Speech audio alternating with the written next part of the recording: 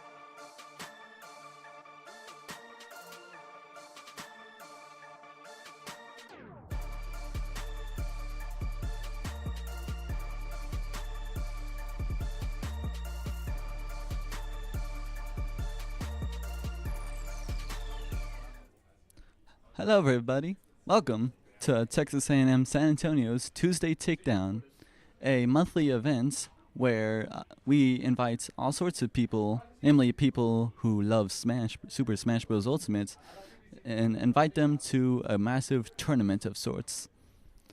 My name is Brandon, aka Bag of Bones, is how I am known, and I am excited to be casting December's Tuesday Takedown event. Now, currently matches have not started yet, but I'm sure there are plenty of people outside currently training and getting their skills honed up for the next game. Now, I'm not entirely sure when it'll start, but I know one of my trusty producers will let me know when the next match is about to start. Now, I hope that all of the people out in the rec room will be able to see these fantastic matches, as I'm sure there will be lots of highlights for today. Because when you invite so many people to participate in a large tournament like this, there's bound to be all sorts of highlights and many great people arriving soon. And I can think of a couple people that are going to be invited in part of today's tournament that are noteworthy. First of which is our head coach Jaggers is actually going to be taking part. He and several other people take part in pretty much every Tuesday Takedown tournament.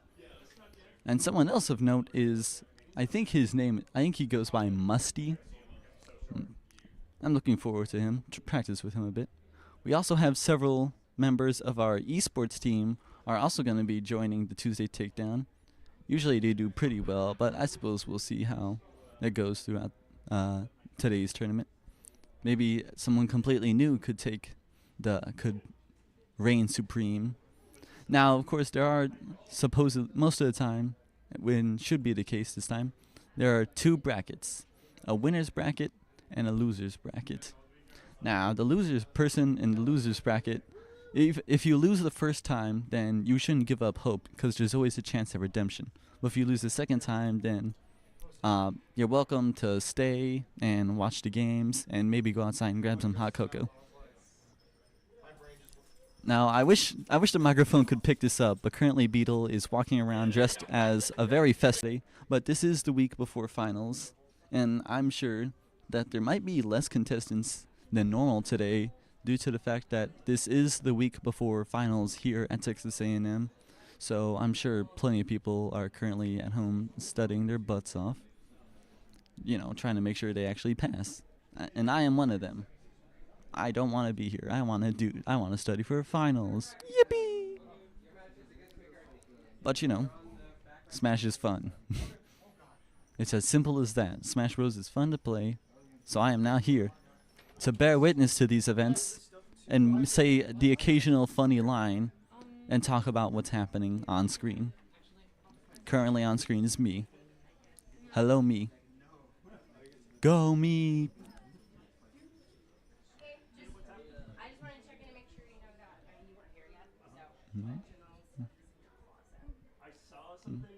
I do wonder who our first contestants will be. I can think of Aiden, our captain team leader. He's definitely going to be participating. Mekai of our esports team is going to be participating. Oh, I assume one of our esports members, Slugger, is going to be participating, but I'm not entirely sure. I haven't seen him around quite yet. Maybe he'll be here. Who knows? Oh, another person is Captain Terror. He comes to these very often, so I'm sure we will see him pop up today.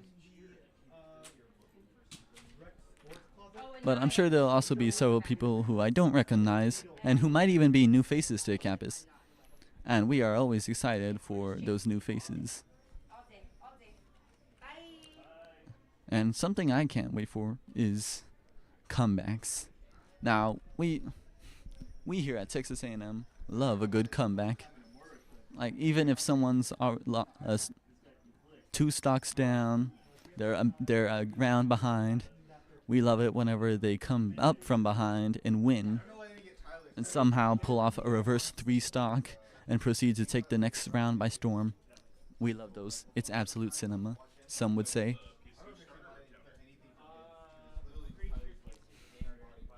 So for now, you're just staring at me, but I'm just staring at just a stage select roster, waiting for our next people to arrive.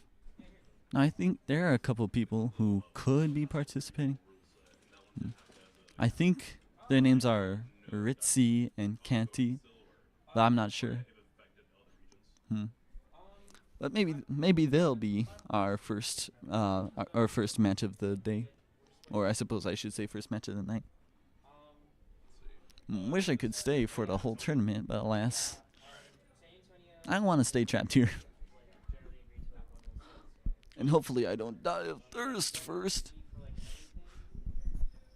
Maybe I should have tried hydrating before this. Nah.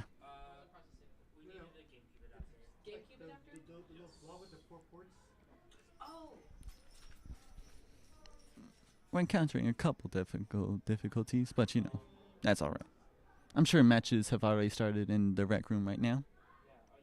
I'm quite sure they're exciting, but I'm sure there'll be no matches quite as exciting as the ones that take place right here in the esports lab.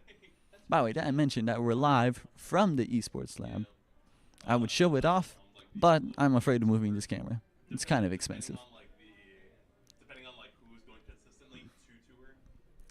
I really hope someone else shows up so I'm not just talking to this camera for 10 minutes. If I want to talk to a camera for 10 minutes, I'd get a podcast. No, then I'd probably have to. Well, regardless. Gotta get experience talking to a camera one way or another.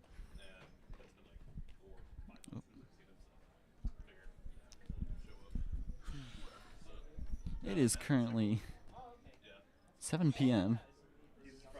It's getting rather late. Bless you.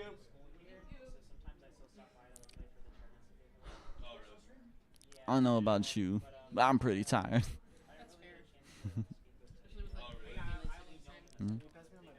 Oh.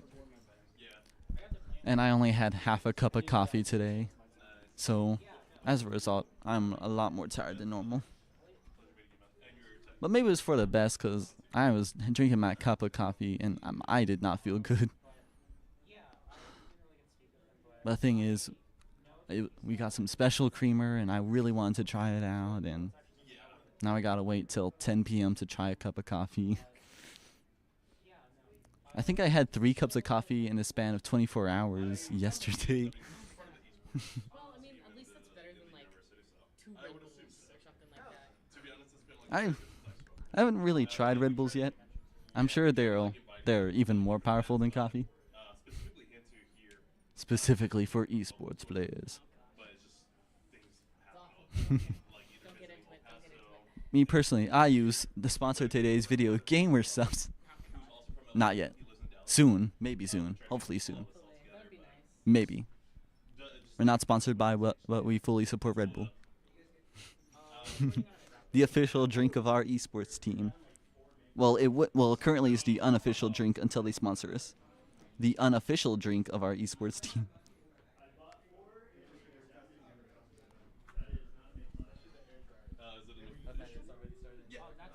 Yeah, that's good.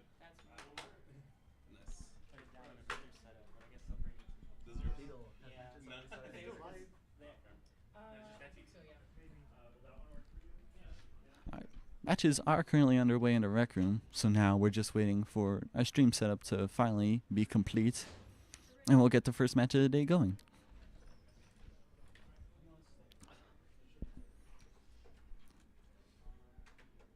I think I might need to stop playing Mortal Kombat, because I think it's doing something to my brain. I've always been a competitive person, but playing Mortal Kombat is... You know what, actually, I take it back. There's this one person that I keep having to go against in Mortal Kombat, and he's a pain to deal with.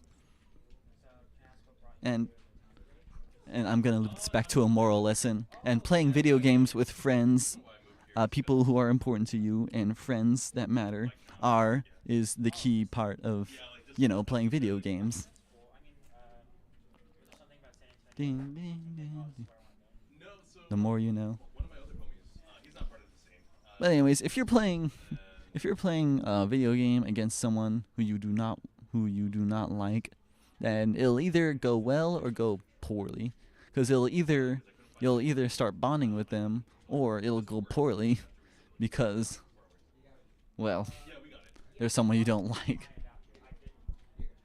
And let me be the first, maybe not the first to say, but if things are not going well with them, and let's if you stomp them to the ground, it's not gonna make them like you anymore, or make them like you anymore. All right, I think our next contestants go by the name Ritzy and I think that says Canty. Is it? Huh? Kanti? Ritzy and Kanti, I believe, will be uh, our first contestants of the round.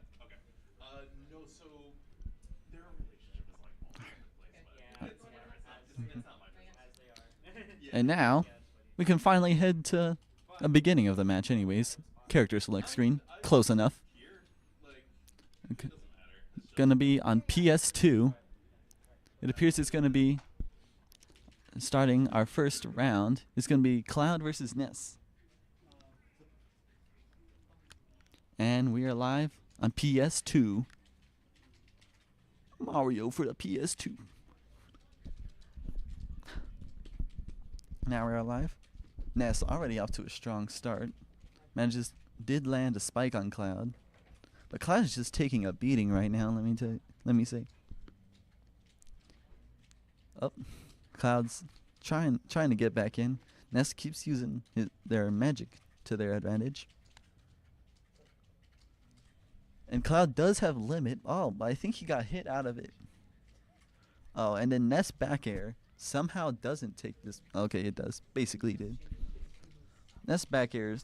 Ness has a lot of really strange and, I'm gonna be frank, dumb moves. Like, cause his down smash has a lingering hitbox if you charge it, meaning you can just stop some people from grabbing ledge. And then his side B, everyone knows side B PK Fire. If I just by saying PK Fire, I just gave a couple people induced trauma. And currently Ness is winning by a landslide right now. Well, we love a good comeback here, so it's not too late for Cloud. But considering Cloud's playstyle and how they are currently, what is currently happening with Ness, it's not looking too likely, to say the least. Alright, Ness using some of his projectiles to keep some momentum. The only problem with Ness's projectiles is that a lot of them keep him stationary, meaning that he can easily be taken advantage of if he misses. Cloud.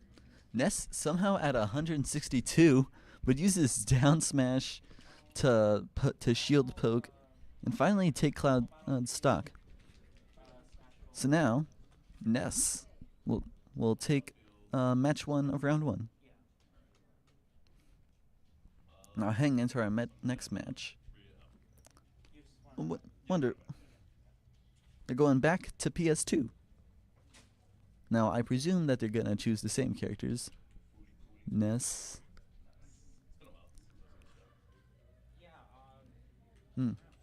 Okay, they will.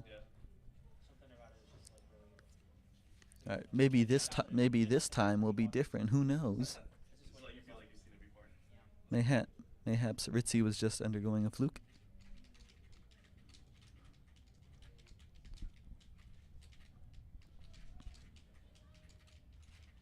Alright, round 2 started.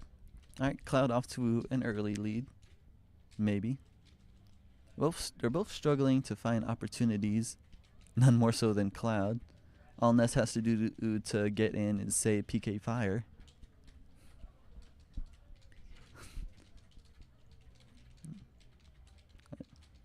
Alright, both of them just playing a fair and neutral game. Ness stuck at ledge though. A strong hit from Cloud. Uses finishing touch for some reason. Okay. Oh, and then gets juggled by PK Thunder. Tries to down tilt. Ness is taking a lot of hits, but nothing concrete yet. Cloud did get back thrown, but thankfully he was low enough percent to survive. But if you were at 100% or over and you get grabbed by Ness, you might as well just fast forward to the end credits. Cloud does have limit, and Ness is at a high percentage, so somehow trying to remember what it's called. Climb Hazard, I think that's what it's called. Somehow Climb Hazard didn't take the stock, but that will. So Cloud is at over 100%. Somehow survives. I guess he survived because he wasn't at platform.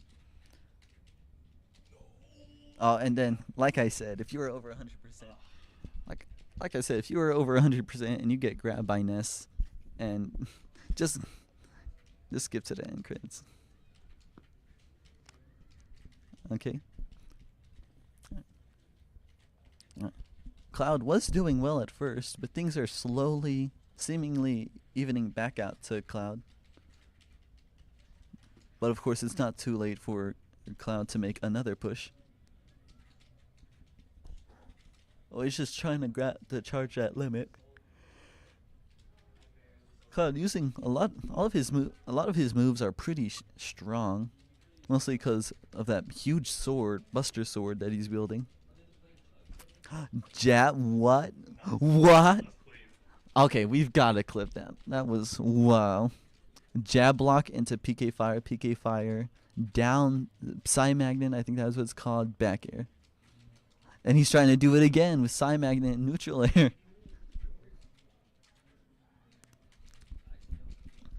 Alright, I hope that someone like Suni will clip that, because that was quite an amazing jab combo, I must say. So in Smash Bros, whenever someone gets hit, sometimes, most of the time, it'll cause them to kind of flinch, meaning that they pretty much can't really do anything. Meaning they pretty much can't act outside of teching. Cloud is at over 100%. Cloud is at over 100%, but gets back aired, and that'll be the end of round 1. Going to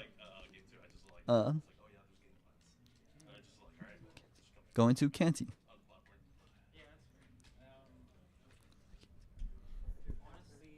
All right, now as they pack up and head to there, I'm sure we'll maybe see Ritzy again soon. But Canty, thankfully, will be moving on to round 2. Now I'm sure round 1 is still undergoing, since round 1 does have the most people of any other round, so more than likely there's still other matches going on in the rec room. I do hope we'll see Jaggers soon. I've never actually seen him play Super Smash Bros, so maybe he'll do well.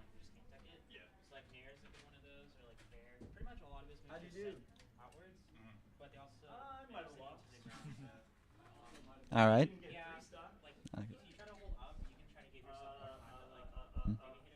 All right. I just got word that Jaggers will be moving on to the losers bracket. He advances. That's a good thing.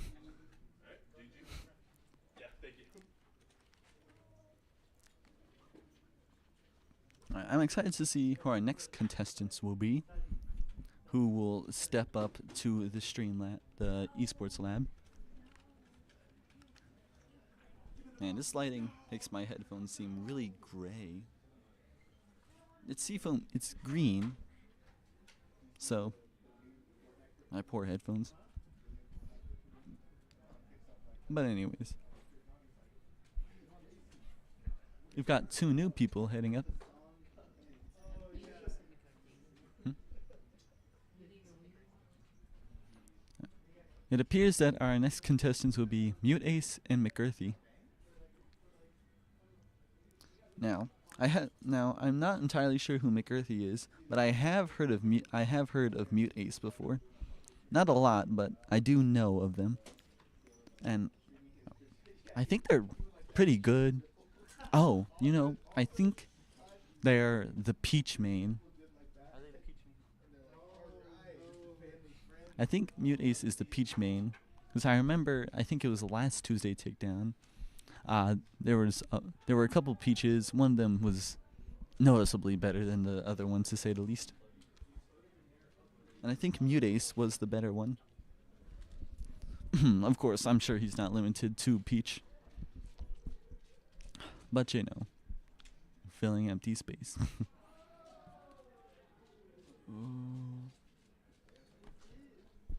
Maybe this tournament will go by quicker than I hope. I hope.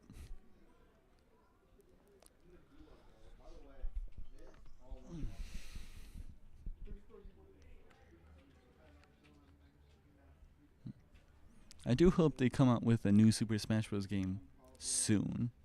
Like, I'm sure we'll have to wait till 2027 or something like that. But still, I hope that they're at least working on it.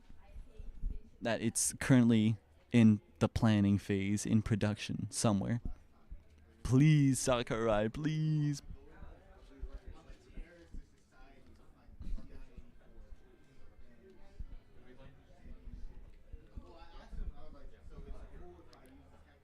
Hmm. So, poor Jaggers. I'm sure he'll maybe advance. It's not too late for Jaggers. He'll still get to move on to the losers round. I mean, there's always a chance for a redemption. And like I said earlier, we here at Texas A&M love a good comeback. But moving on over to our gameplay, it appears that Mute Ace and McGirthy are finally ready to fight. So McGirthy has chosen Hero, and Mute Ace has chosen Bayonetta. Specifically Bayonetta 2 Bayonetta.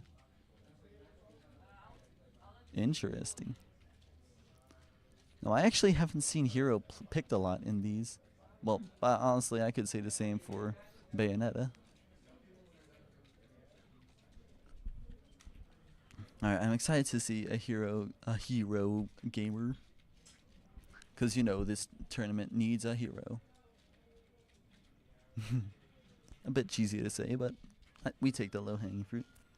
And Bayonetta, just like that, has lost a stock. 80%. Well, they ended at, I think they were at 70%. And they basically died at 80 from a psyched up hero. So, needless to say, I was surprised. I have never seen that strategy before. Well, haven't seen it often, where a hero actually uses an uncharged up B out of shield. Like, up B out of shield is really good, but for a hero, it's unique to say the least. Tries to go for a hatchet man, but it doesn't work. Hero gotta keep an eye on his magic points. Unlike every other character in Super Smash Bros., Hero has to keep an eye out for his magic points meter. Oh, hopefully nothing important got lost. But I wonder, I suppose, to say it makes sense for Hero to get the MP meter does make sense at the end of the day. But there's lots of other characters who could have gotten it. I keep looking away, and suddenly one of the characters is missing a stock. For example, I looked away and Bayonetta lost a stock. Then I looked away and Hero lost a stock. And it's just...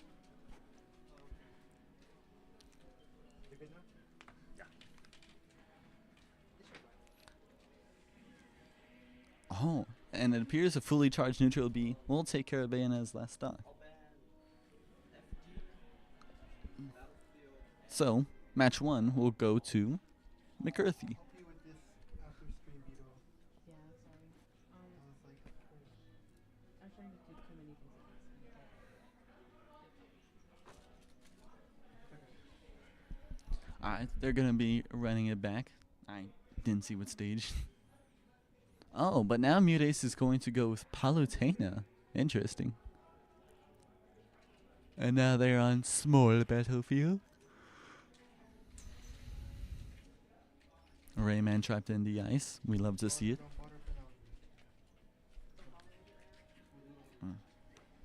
I'm sure, I think I do recall seeing Mute Ace as Palutena one time.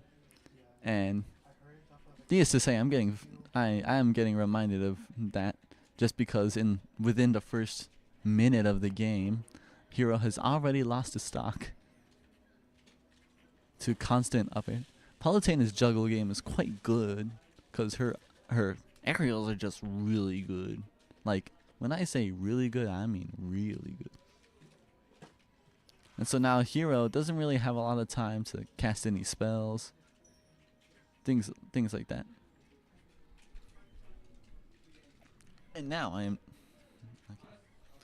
am noticing a game mechanic I have not noticed before, which is that when Hero actually hits his enemies, he gains magic points, which makes sense. But I'm a little surprised I never noticed that. And with a well-placed Flame Slash, McCarthy does take one of Mute Ace's stocks. But it appears that Mute Ace wishes to return the favor. Sorry.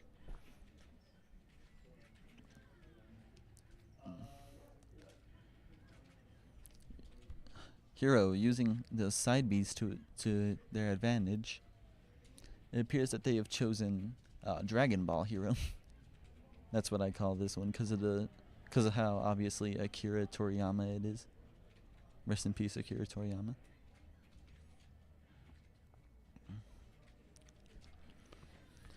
Oh, what? And speaking of Akira Toriyama, we just had a double blast zone moment. A DBZ moment, if you will. And the crowd in game is going wild. And I'm sure if there was a crowd here, they would also go wild. But sadly, that'll be the end of match 2 with a well-placed spike from Mute Ace. So the score is 1-1. This final match will determine a round and figure out who will move on to round 2 and who will stay who will move on to the losers bracket. I'm noticing the pink background. I haven't seen pink often. But anyways, back at small battlefield with Gerudo Valley playing. We love to see it. Tries to use thwack, but doesn't work out. That would have been really funny if he used thwack, and just like that, a stock was lost. All right. Hero is able to accelerate though. Mayhaps now they'll have a good time keeping up with Palutena. Palutena using some of her options, but Hero manages to pull out, I think it was like a kaboom or something. And sadly, that side B explosive light will take care of Hero's first stock. I don't know why I say sadly.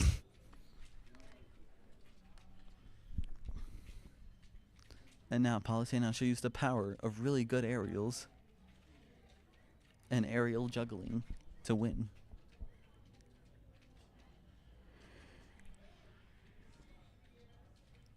Palutena at 100% right now. Maybe he's starting to get up. Hopefully they don't lose the stock.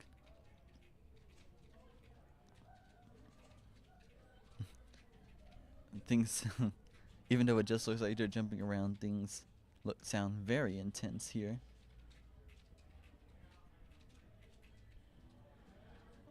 manages to jump over the auto reticle.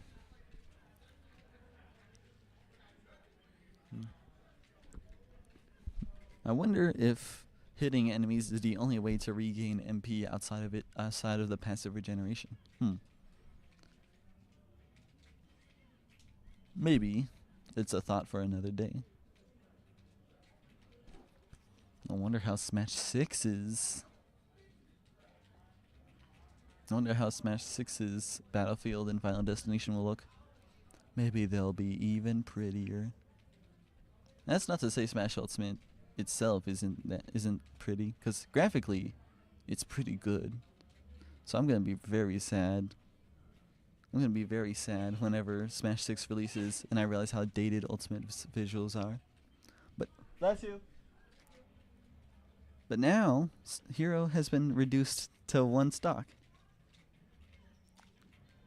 Mutace still somehow with all 3 stocks, in spite of the fact that they have 150%. I'm sure when it comes to like the combo game. Oh. I guess Hero's trying to go for a zoom since it was probably their only way to escape, but it was too little too late.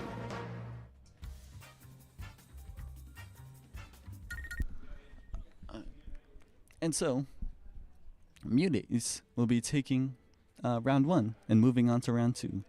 And we'll see McCarthy in the loser's bracket.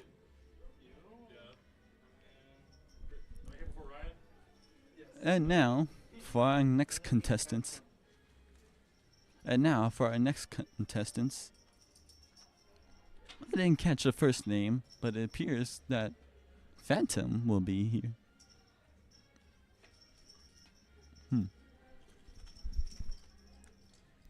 So it appears that our next match will consist of Renegade versus Phantom. Aim it down so we can see the sofa, the leather. You will not be seeing the sofa in all its glory. Now you can see the texture showed up. It's nice, crispy, crunchy, 480p. We love our crunchy sofa. So Renegade will be going against our very own Phantom. Phantom is a member of our Smash esports team, so it shall be very exciting to see him play.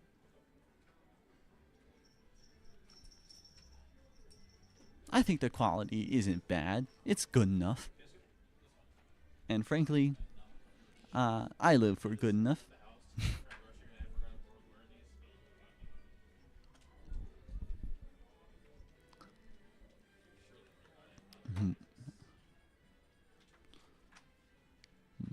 Looking at the screen right now.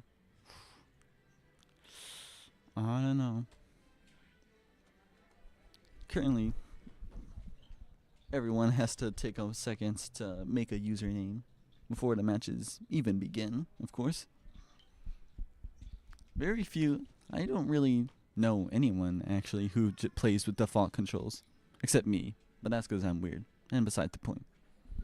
But pretty much everyone who plays Smash, at least semi-competitively, like I'm sure some casual players do, of course, but most of them do change up their controls quite a bit from what I've seen. I do remember one of the controller setups. Well, actually I don't. But one of them was in a pretty, like, it had the jump button. I think it was ZR. It was very odd, let me say. But it appears that they're finally going to choose their characters. It appears we'll have Snake and Link. Good. And now, another round 1 between Phantom and Renegade is about to begin. And by about to, I mean it has begun. Alright, these are both zoner kind of characters. So they've each gotten some pretty good hits off of each other. Snake with his grenades and his C4, and Link with his bombs and boomerangs. I guess we'll find out whether old technology or new technology will win.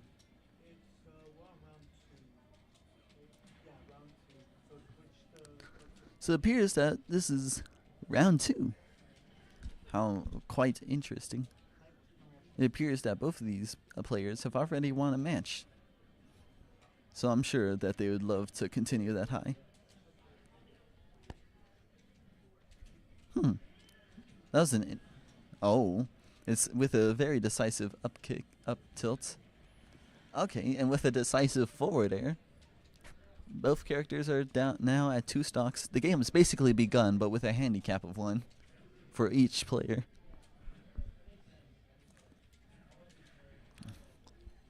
Alright. Snake is currently doing very well at pressuring Link.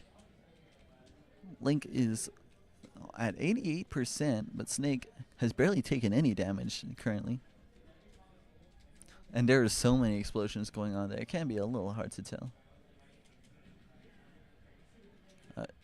Snake trying to use his super... Okay, and just like that, another up tilt. Another up tilt. Alright. Snake's combo and setup potential is pretty good, let me say. He specializes in zoning and using those zoning tools to find combos. He's been throwing out dash attacks, down airs, all sorts of things. And of course, plenty of grenades in C4, naturally.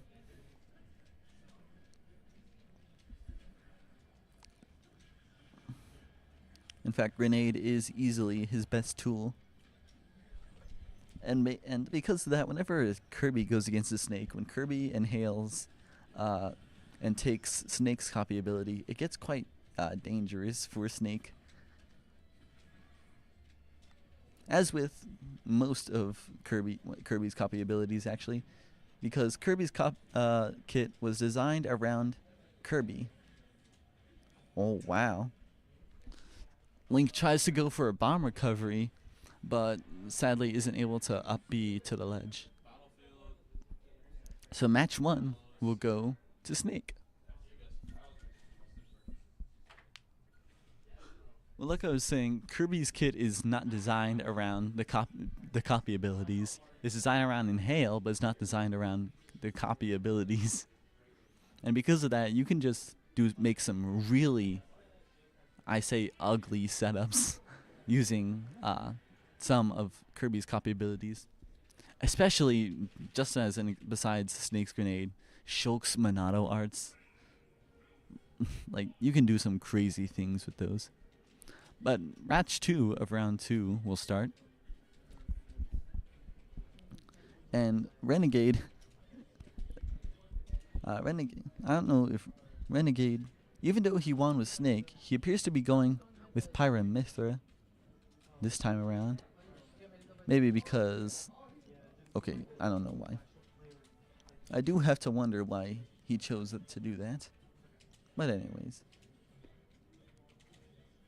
Who knows? Maybe he wants to give Phantom a chance.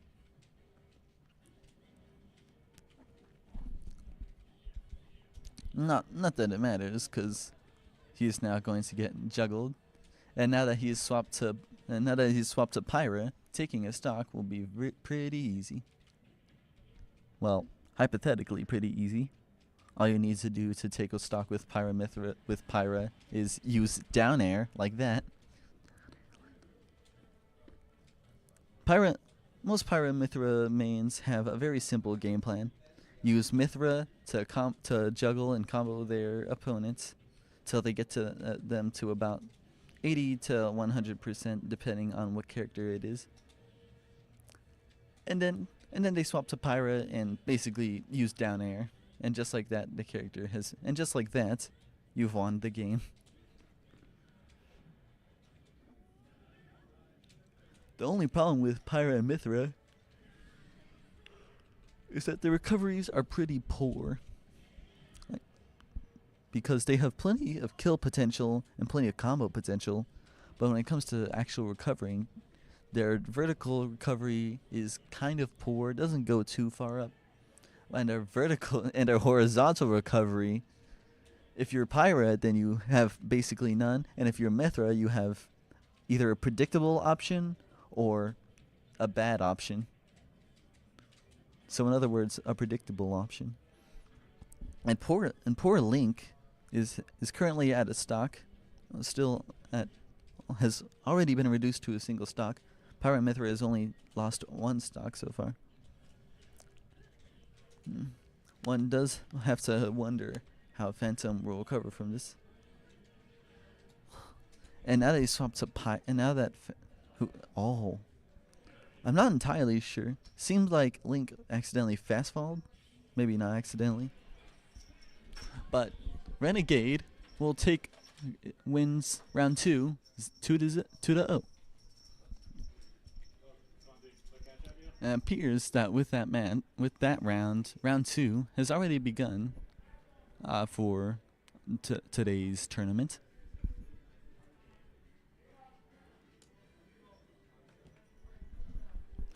Pirate Mithra arguably can be just as annoying as Steve. The difference being, well, actually, there is no difference. They're both really strong meta characters.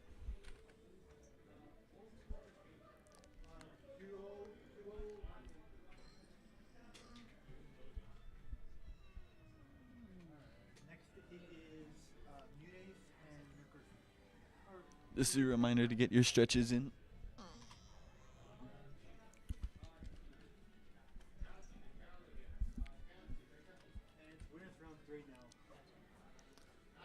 So, according to my informant, we have already moved on to winners round 3, believe it or not. Today is going by rather quickly, presumably due to people busy studying with the finals, and also due to people attending the Lights of Esperanza event that is currently happening just outside this building. I do wish I could have gotten some free hot cocoa, but anyway, regardless. It appears that for the first match of winners round 3, we're going to be having Mutace versus Psycho Ward. Now we did just see Mutace, but I suppose we shall see how Psycho Ward does. Now I do think I was playing against this guy sometime before, so so we know Mutace will likely choose, who is it? Either Palutena or I already forgot the other character he was playing. And Psycho Ward might choose, if I remember, Villager? Probably Villager.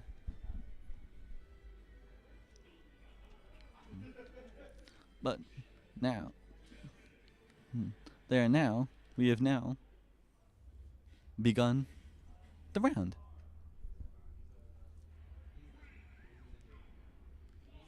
Oh, well, that surprised me. That kind of surprised me. So we now have Terry versus Peach. I'm guessing Mutace is Peach, and Psycho Ward is, of course, Terry. Not at all what I was expecting. Maybe it is someone else. I wish I could remember what the name of the song that's playing. It's kind of generic, but, you know, it grows on you. And at the very least, it's very identifiable. Well, wait, actually, maybe it's not. Tries to throw the turnip up. Maybe it's not generic if it is identifiable. So Terry already has his go meter, which I'm sure means that he could kill Peach very easily if he does the right combos. But what he does do is a fully charged is combo into a fully charged up special. Kind of looked like it was jab into up special. Now Terry is a kind of a heavy character, so there's a chance he could be living for a while, unless we see a decisive move from Peach. Kind of like that.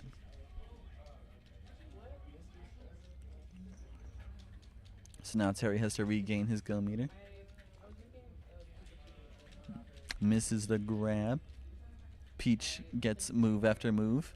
Peach is really good at comboing, especially once she has a turnip.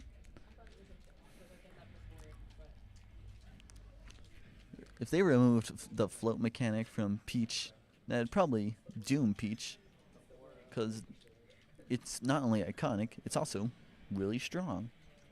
Case in point, Terry is now down to 1 stock, whereas Peach still has her 2. Peach is starting to get to kind of high percents. Terry didn't even have time to use his go meter.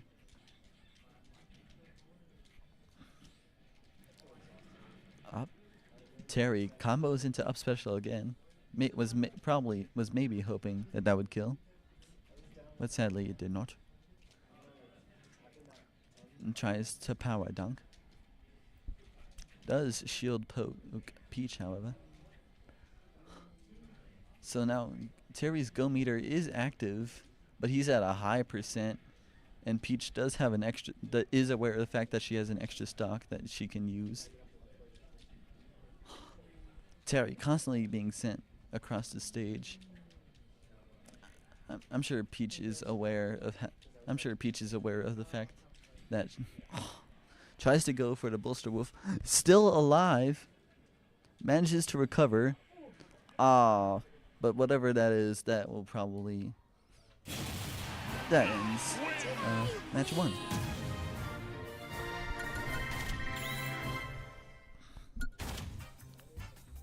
So they shall now be heading on to match 2 of the quarterfinals.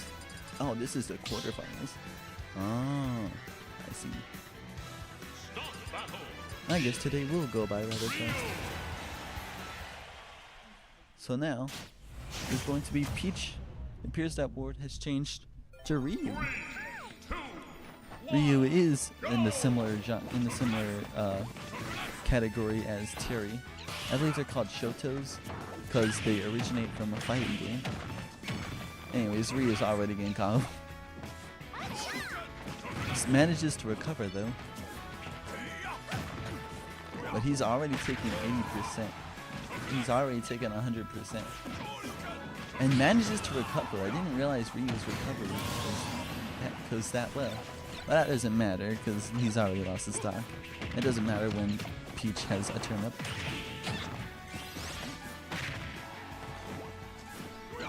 Peach really getting those combos off, preventing Ryu from having any chance of maybe reversing things.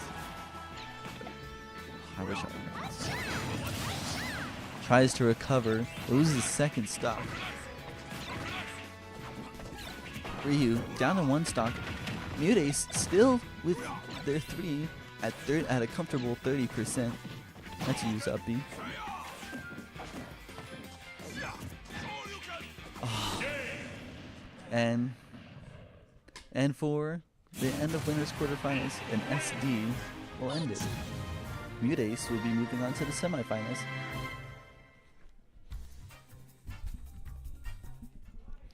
The quarterfinals came and then they went. That was quite fast, I must say.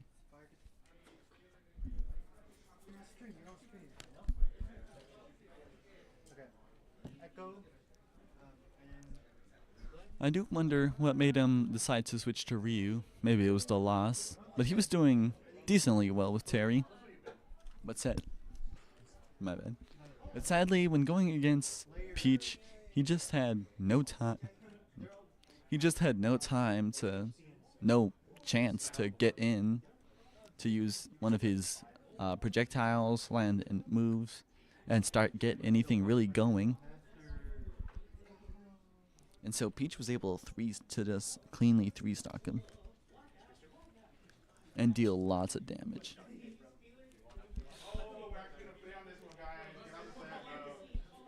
Oh, hey. Oh, no, wait. I was wrong. I saw the guy who I was playing against earlier. But anyways, we shall now be heading into our next match, which will be Echo versus Spire. Now, Spire is our very own team leader, so I think. I'm trying not to spread misinformation, so I'm being hesitant on everything I say. What shall be Echo versus Spire? Spire being a member of our very own esports team. Yippee! Now for the boring part of customizing controls. Maybe I can take a quick nap.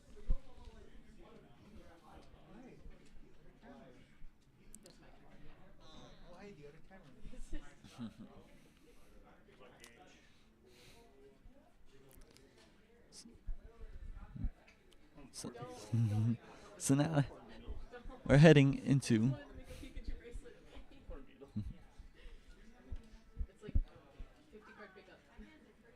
Anyways, chat, can we get poor Beetle in the comments? Due to an unfortunate mishap earlier. But I won't mention it anymore to spare his feelings. But anyways, moving on to character selection. It seems we might have. Yes, it seems we shall have.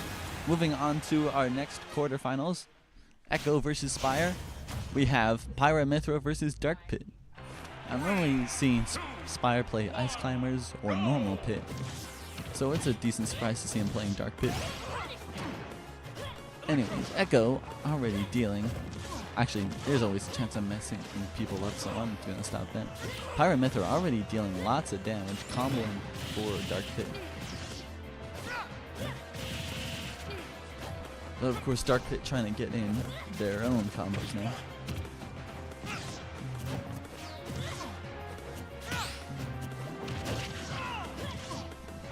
They were kind of going back and forth, but now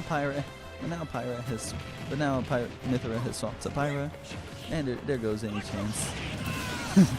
And just like that, there goes any chance of keeping that stock.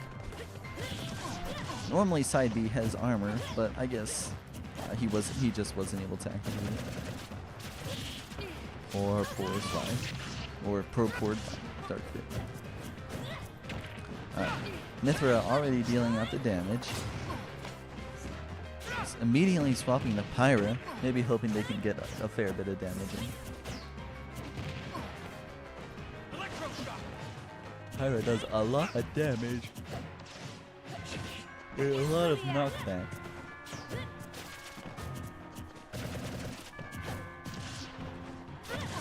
But at the cost of being comparatively a lot slower than Mithra. Now, Mithra, and I will say it, I think that was a misplay from that Pit. But then again, I doubt that they could have avoided it. Because Pyra, like I was mentioning earlier, Pyra and Mithra have a very poor recovery. But hitting Pyra, Mithra was able to reset their recovery and allowed them to get back on stage. But Pyra Mithra, I was about to say, still at 3 stocks, now at 2 stocks.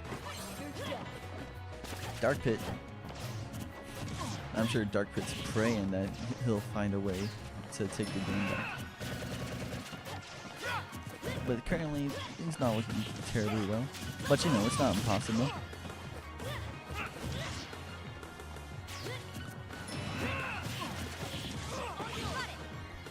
Oh, Pyra Mithra trying to go for those down air specs.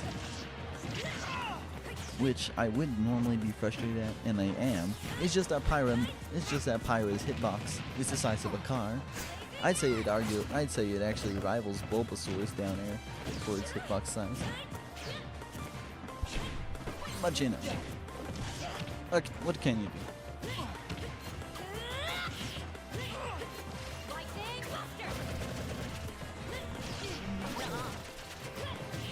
For bogus foresight in action. Almost killed by a Mithra. Almost killed by a Mithra forward smash. But Pyra down air.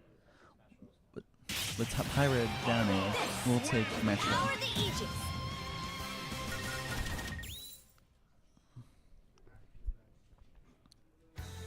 So now heading into match 2. It appears they're going to be going to Town and City. How nice. We have a pink screen today to celebrate Christmas. Oh yeah, by the way, Merry Christmas everyone. Is what I would and Happy Holidays is what I would say, but it's almost Christmas, and as we know, almost Christmas is not Christmas. So unhappy holidays. And as you know, slightly after Christmas is not Christmas either. Mithra already starting things off strong like they did with the previous match. Swapping to Pyra and immediately taking Dark Pit stock. Seems like this game would go by rather quickly, sadly. Maybe, or maybe not sadly, who knows. I'm sure Spire's looking for any chance he can to, well, come back. Which, as a comeback-centric organization, we love comebacks. We love comebacks here, so I will be rooting for Spire as well. And of course, I definitely won't be rooting for him because he's part of the esports team. No, sir. Manages to use the shield to block the down air, but gets forced into a side special.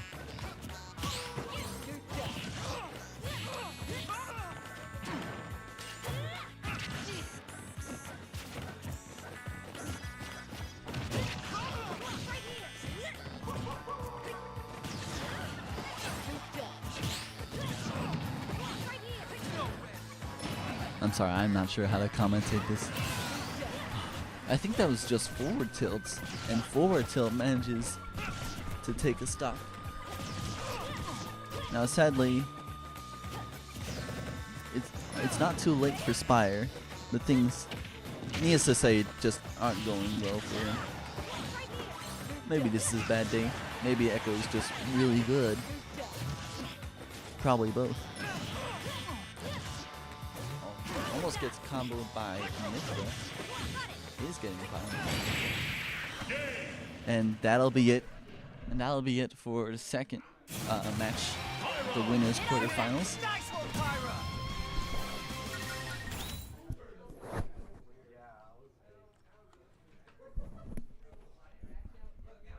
Echo was able to win 2-0 against Spire. I suppose we'll see Spire in the losers bracket. Actually, I haven't even seen the losers bracket. Maybe it'll be held after the winners bracket. Maybe. r/maybe.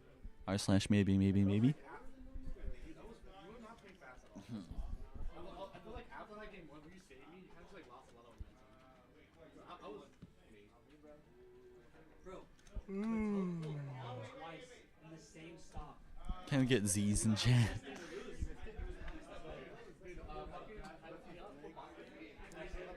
But I suppose, since it is December, and there are Christmas lights, and there's literally a Christmas event going on outside, happy holidays, everyone. Smiles awkwardly.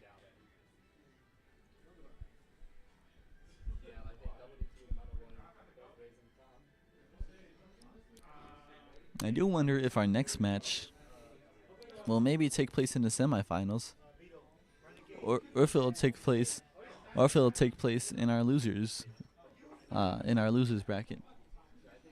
I suppose we'll see.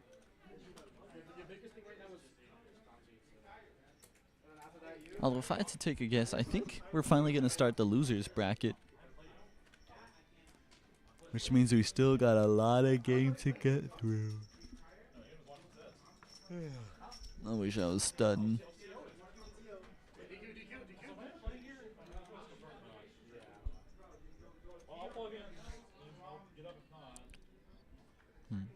From what I can tell, it appears that our next match will be Just Aiden versus Renegade.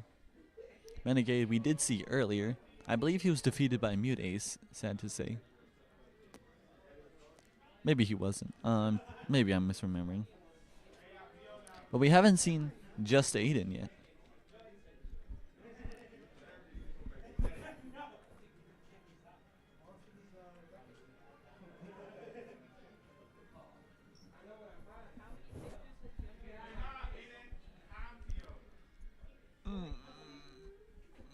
It's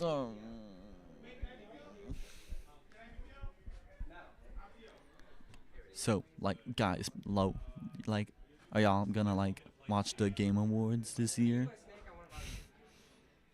I know I am, even though I probably should stop watching them, because they're kind of poor.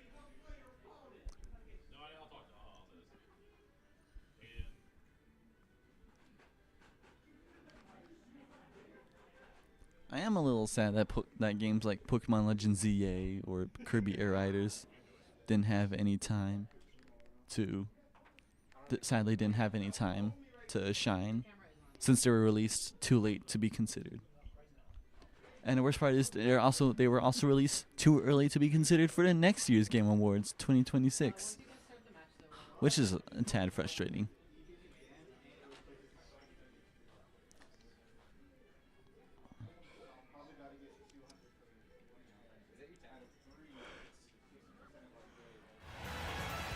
Oh yeah. Moving on to our next round, we have Renegade versus Just Aiden, and Snake versus Bowser. I haven't seen a Bowser yet, so this will surely be interesting. Surely. A reminder that Bowser has a passive ability called Tough Guy that makes him take that. Gives him permanent small armor. Now it's very small, just only light moves that would normally cause him to flinch. He just tanks like a champ.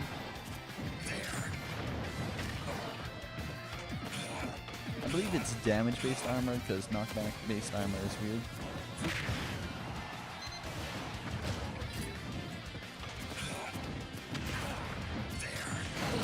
Oh, Snake, using a well-placed C4, manages to take out Bowser. Now, Bowser is the heaviest character in the game, so I'm sure. So usually you have to get him to quite a high percent before you're actually able to kill him. Unless you cheese. Unless you cheese him, since it's not like he has a good recovery. Almost takes Snake's first stock. Sadly, not yet. Oh, but that surely will, and it does. Bowser's side special is surprisingly strong. Bowser's side special is surprisingly strong, as it comes out pretty quickly. Doesn't have terrible end lag. Well, actually it does, but it's besides the point. And it's a command grab. And not only is it a command grab, it also kills pretty early. But Snake has not taken any damage yet for his second stock, and Bowser has already been reduced to one stock.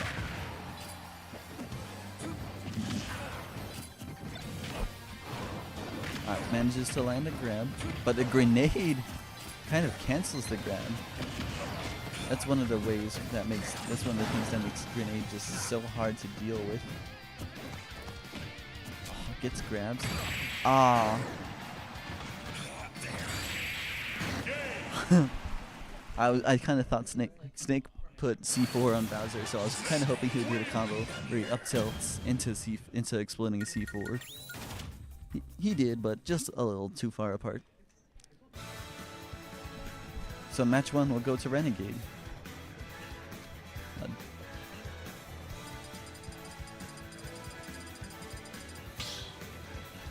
Appears to be going to Battlefield, maybe small Battlefield, couldn't tell.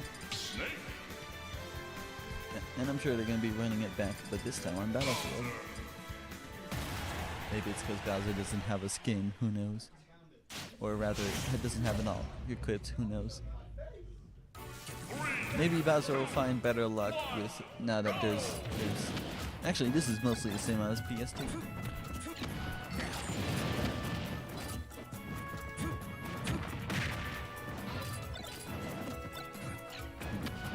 Poor Bowser is very hard at dealing with disadvantage. Snake currently taking most of the damage from himself.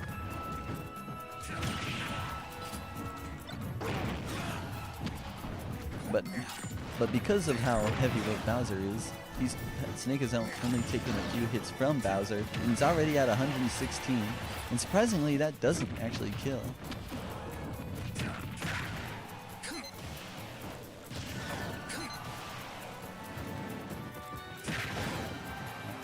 Snake's side special, very good at dealing with Bowser's recovery, or rather lack thereof. But anyway, side special will for sure kill with Snake. But Snake in turn grabs Bowser and immediately up tilts him off the face of the earth. You know, like normal.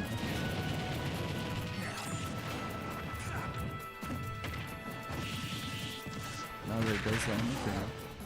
They're both at 2 stocks. For once, Bowser is actually ahead right now. And lands a forward smash, which undoubtedly takes out one of Snake's stocks. Snake already at 51%.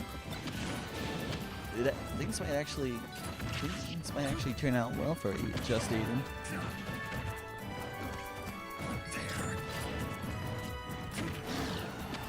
Gets hit by up tilt, but manages to survive.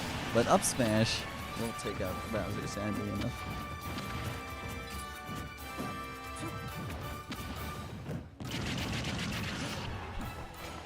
So Bowser, they're both at 1 stock, but Snake is at 80%. And with how heavy Bowser is, there's a very good chance that he could be killed. Maybe even right here. Manages to make it to ledge. But there are any number of moves Bowser could use that could kill Snake. So now it's just a matter of Snake using them and not exploding due to his aim. Okay, well, what? I don't know what happened, but Bowser started spinning, and then he took out Snake. That did in fact look like a visual glitch, I don't know about you. But now, we're on to match 3, and we still don't know who the winner is. So 1-1, we're gonna go to match 3 to see who takes this round. Skyloft. Did someone say Skyloft is competitive? Because it will be in my heart. And going on to small battlefield, I'm sure they're both still gonna choose the same fighters, and they did. And now, to settle the round, we have Snake versus Bowser on small battlefield for match 3 of round whatever this is. I haven't even count. Maybe it's only round 3.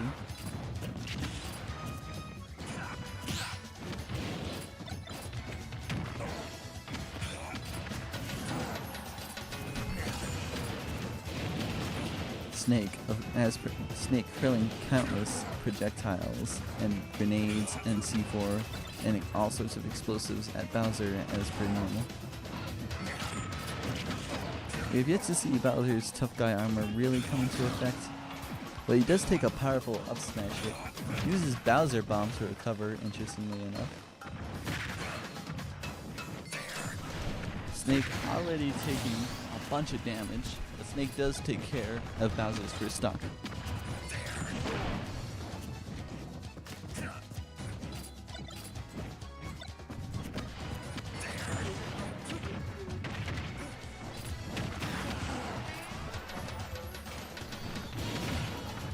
Sorry, I had to interject. And just like that, Snake has lost a stock. Honestly, I think this match could be pretty even, so long as Bowser has enough room to work with that isn't covered in explosives.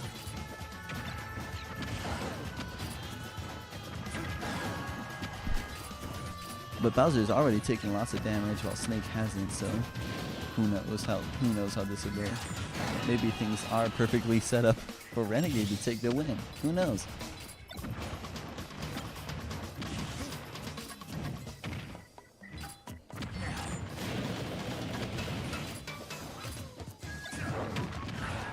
The Snake does get hit with a forward smash, and I'm not entirely sure what was happening, but I guess he tried to sneak a stock by using up special on Snake.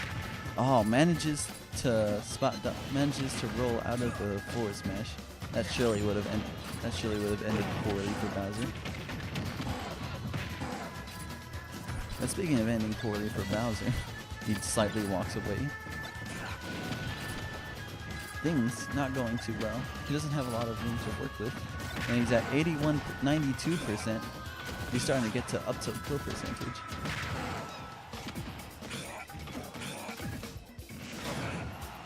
Does get hit by the up smash. Doesn't get hit by, but will get hit by sour spot up smash. Manages to recover 143%. Isn't dead yet. Don't count him out yet, ref. He's still alive and kicking. But up air will finally end match 3, and so the round will go to Renegade. I think that was current so far the most tense match the most tense round that we had thus far. I would say it really seemed like Bowser could have won at any point.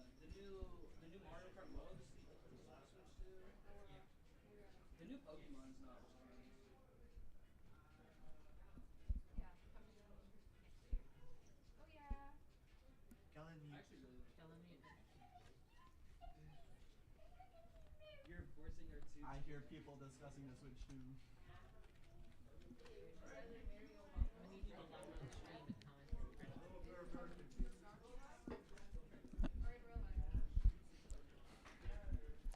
So, moving on to our next round, we're going to have Gallon versus Mute Ace. Now, I don't think we've seen Gallon yet, but we have seen Mute Ace a couple times before. And I think he is currently on track, so maybe even take the tournament home. Who knows? But I think this will be the semifinals now. Not sure. This will be our first match of the semifinals. Gallon versus Mute Ace. And instead of a best of 3, is now going to be a best of 5. So we can stay here longer. Yippee!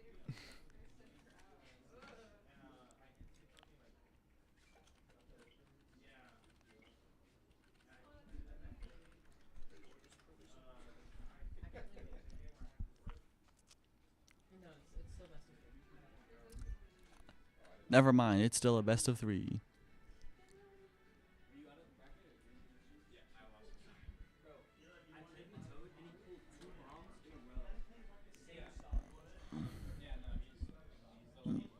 I do wonder how this next match saw turn out.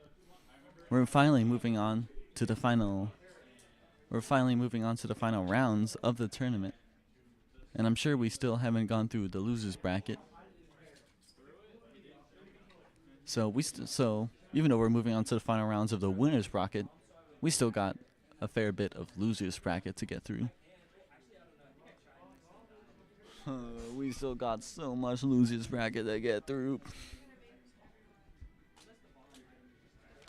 But regardless, we, and especially they, shall persevere. So now, on small battlefield. Gallon versus Mute Ace. Now, I'm not sure who Gallon will pick, but knowing Mute Ace, he will likely pick Peach. Let's go with Peach. So now, Gallon versus Mute Ace. Our semifinal will begin. Our semifinal has begun.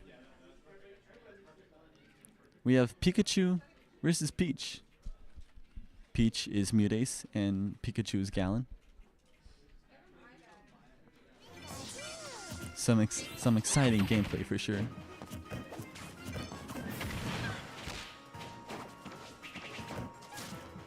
Now, thankfully, this Pikachu has a party hat. Pikachu using Quick Attack offensively, like the move was intended.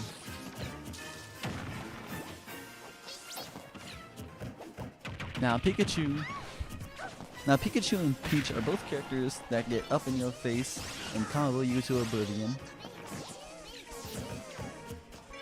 So I'm sure that things might be close.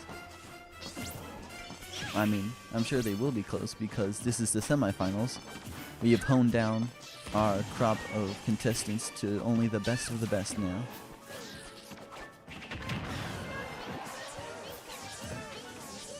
Both of them do have options for range, but what they really want to do is get in. Pikachu's already taken a lot of damage.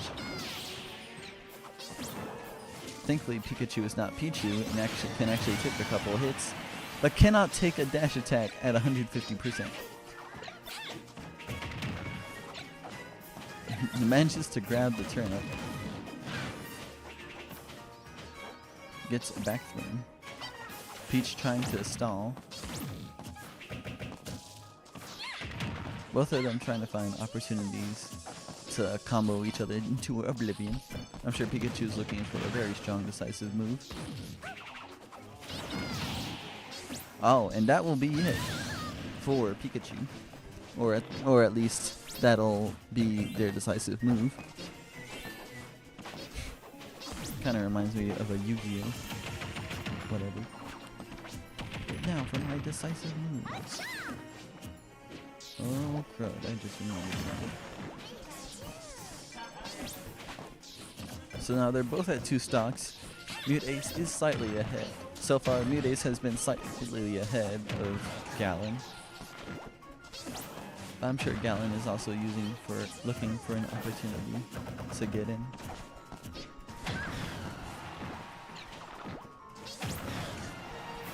And now it's time for a good question.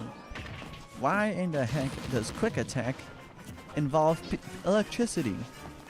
In the games and the anime, Quick Attack is not an electric move, it is a normal type move.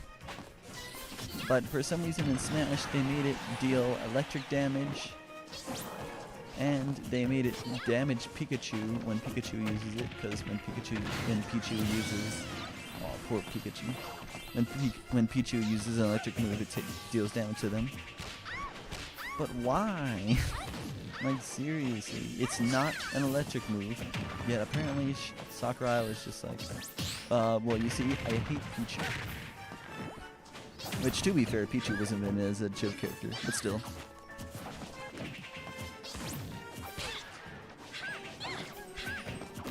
Pikachu really trying to do their best to take Peach's second stock, but so far they have been holding out. Almost get sent flying, but they do but Mute Ace does manage to recover.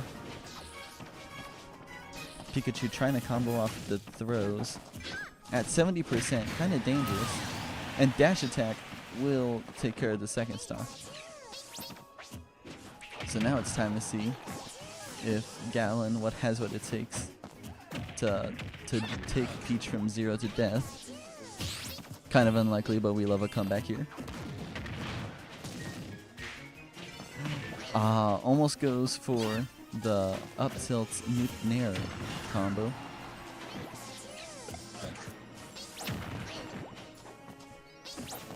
Which is also a kind of which can also be used as an up tilt back air combo. Pikachu gets sent flying by the throw, doesn't die yet, but that sadly will take Pikachu's last stock. So now match 1 will go to Mute Ace.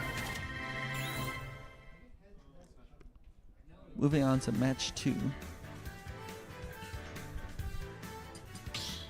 We'll be headed to Final Destination. Oh, something weird has happened.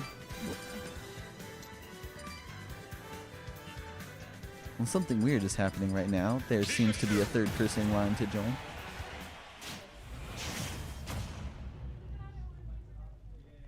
But moving on to our second match, we have Pikachu and Peach. Gallon really hoping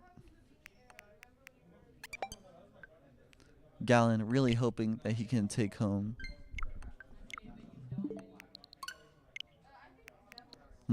We seem to be encountering, needless to say, technical difficulties.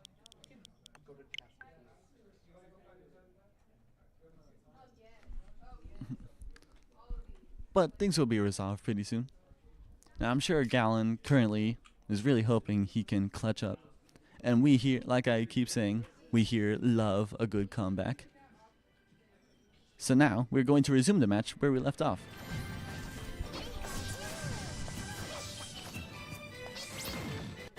Now if you excuse me, I shall sit in the back corner and hum Green Greens.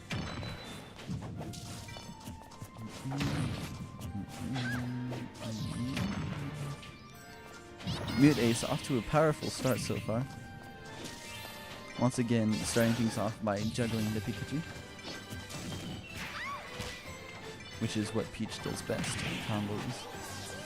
Of the archetypes, Peach is easily of the combo variety.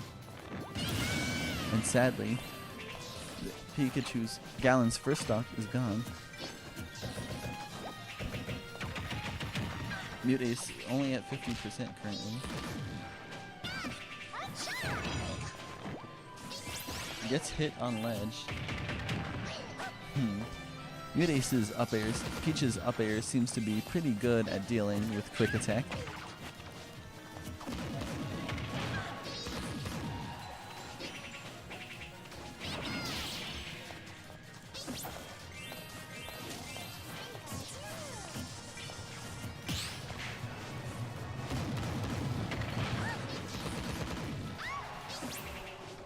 Pikachu really trying to dish out the damage. Just can't quite find a good way to take care. Just can't quite find a reliable way to take care of Peach, and uses, I think that was dash attack, just like last game, to take Peach's first stop. Pikachu is fighting an uphill battle, but I believe in him. I believe.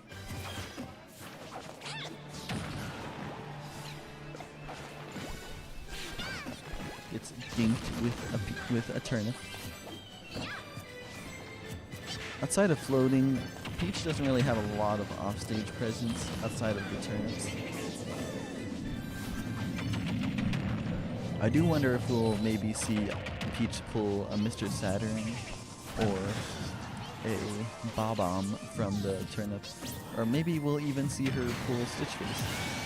Sadly, I think that was back air. We'll take out Pikachu's second stock. Once again, Peach Mute Ace dishing out the damage. Galen not able to keep up.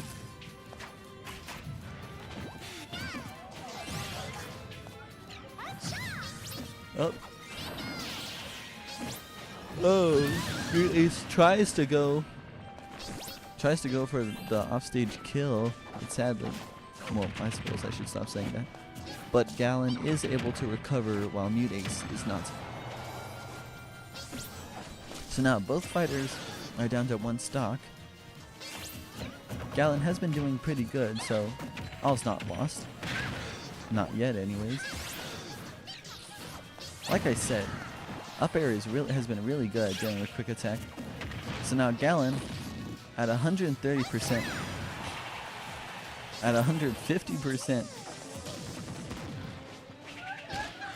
any little hits from any back air, any side beat could easily take care of Galen. But Galen is able to land the killing blow against Mute Ace, and match 2 will go to Galen. It appears we're going to be moving on to match 3 of the semifinals, which shall, of course, occur on not Great Bay, because sadly that's not competitive. Well, once again, not sadly, that stage kind of sucks. I will not be putting respect on Great Bay's name. And match 3 of the semifinals will take place on Battlefield. My favorite Pikachu costume is Pikachu Libre. And now, the final match of the semifinals has begun. Pikachu's party hat shall carry him to justice, or something like that. I don't know. Both of them just playing neutral right now, trying to find maybe a chance to get it. And it appears that Mute Ace has found the first chance to get in. Pikachu really trying to go for the combos. But back air almost kills, but thankfully does not.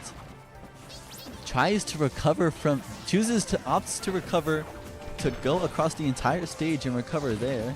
An interesting play. Probably mayhaps unseen by his Mute Ace. Doesn't get caught off guard by the turnips, thankfully. Catches a turnip, in fact. Oh, but that back air will kill. Mute Ace only at 20%. Galen's still only at 2 stocks. Has to really has to really clutch up here if they want a chance at moving on to the finals. Pikachu's shield really small, so not able to soak up all the damage as they please.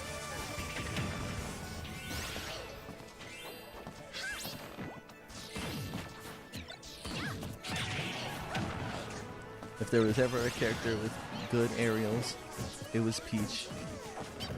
If there ever wasn't a character with good aerials, they weren't in Smash.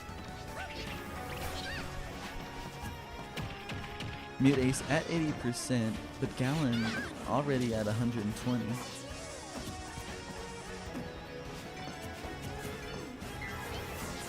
Mute-Ace going for the back air. Peach's strongest move, arguably. And just really good at taking stock.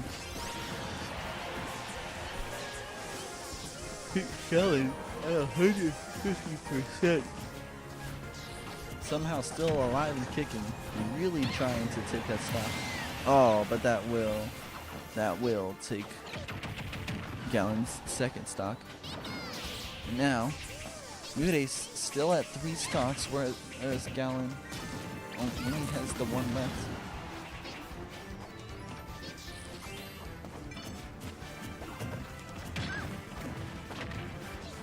Really trying to take care of Mute-Ace.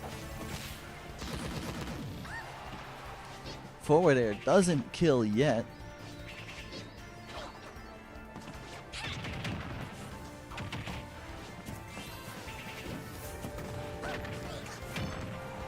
Lands a grab into a back air. Didn't sound like a sweet spot there, maybe it is. Doesn't kill yet. Mute-Ace at 160%. Still alive, still at 3 stocks. This is a grab. Galen is able to recover. Neutral air doesn't kill. Now at 170%. Will Mute-Ace be able to move on to the finals with 3 stocks and still at 170%? It's slowly seeming more and more like it. Once again, opts to go around the entire stage to catch him off guard. And back air will finish off the semifinals. It appears that Mute-Ace is going to be moving on to the finals. And now we wave ta-ta for now to Galen. We shall see him again soon for the losers bracket. But for now, we're going to see Mute-Ace move on to the finals. So now, I would say we have just one more match left, but you know, we still gotta get through the losers bracket. All those plans have changed. I don't know. I've never kept up.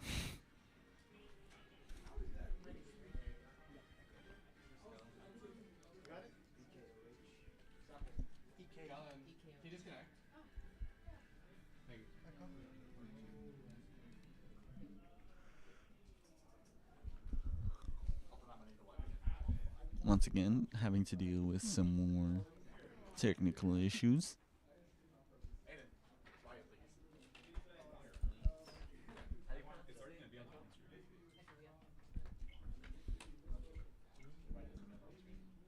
It seems as though our finals will consist of Echo versus Mute-Ace.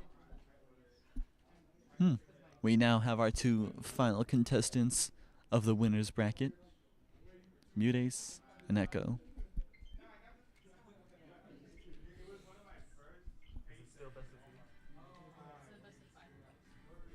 Now a best of 5.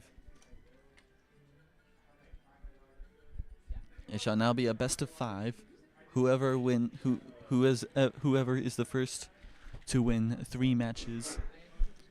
Whoever is the first to win 3 matches will win. Will take home the winnings. We'll take home the winner's bracket. Yes, they get to take home the entire bracket. Don't ask how. Mutace off to a decisive start, but Echo returns with a combo game of their own. This is like watching a fighting game because it's just two people comboing each other over and over.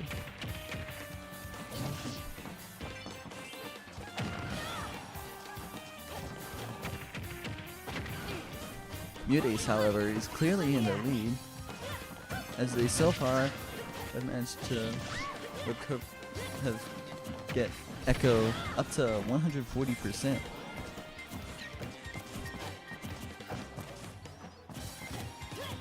Echo having taken the shrinking shield, and there goes Echo's first stock.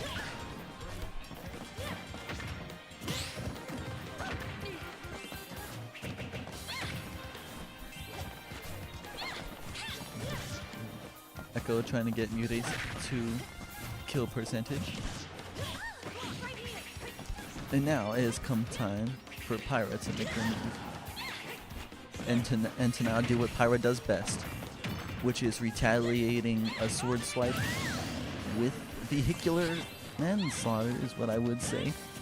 But sadly, Echo has lost another stock. Things not going well for Echo. Already at one stock. Matt has managed to send Mutace flying several times now, but nothing concrete quite yet. Mutace already knows to be well aware of those down airs and of everything. And up special is what will finish off Mutace's third stock. Mutace's first stock, I should say. Mutace getting comboed to oblivion, like the norm. Echo really hoping he can just keep Mutace in combo and in disadvantage the whole time. Already swapping to Pyra Mithra in an efforts to get an early kill.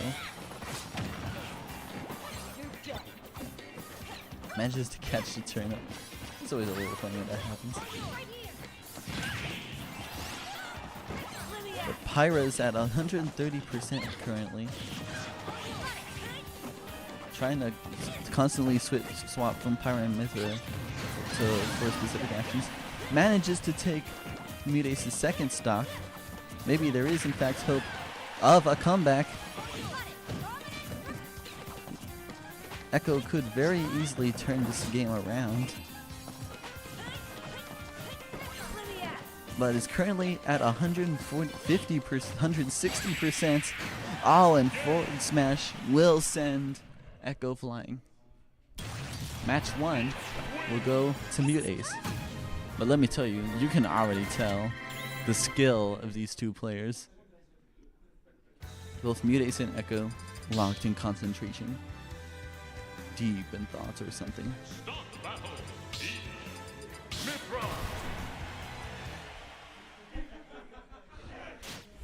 And now, we move on to match 2. On Hollow Bastion, let's go. Copyright music, let's go.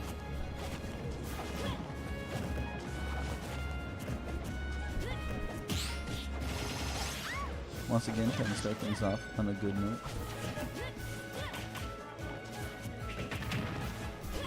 I'm gonna need a Kingdom Hearts fan to explain to me why Hollow Bastion looks like that. And Pyra Mithra has already... I'm so sorry for looking away. Pyra Mithra seems to have already lost a stock.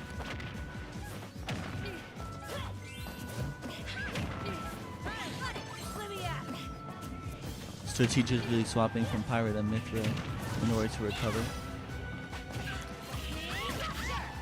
It is well known that Pyra and Mithra have a poor recovery, so Pyra Mithra mains use a bit of tech by swapping from Pyra and between Pyra and Mithra in order to recover. But is unable to recover. Already down to 1 stock. Mutace at 80% and 3 stocks. We've seen how quickly Echo can turn things around, but let's hope that not only can history repeat itself, which maybe it can after all, but hopefully it can repeat itself and follow through.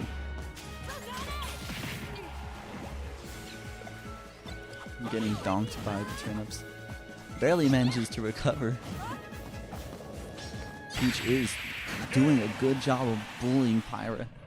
And match 2, over just like that, will also go to Mute Ace.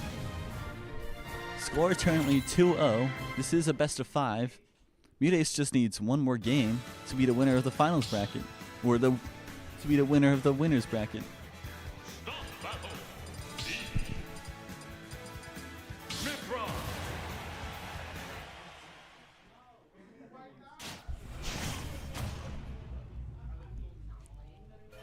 And now for a potentially final match of the winners bracket. Once again, both playing neutral, just trying to get combos in. Both players playing like their life depends on it, especially Echo. Grab cancel, or grab clash, that's what it's called. When two players grab each other at the same time, it ends with the action being cancelled and both players taking a little bit of damage.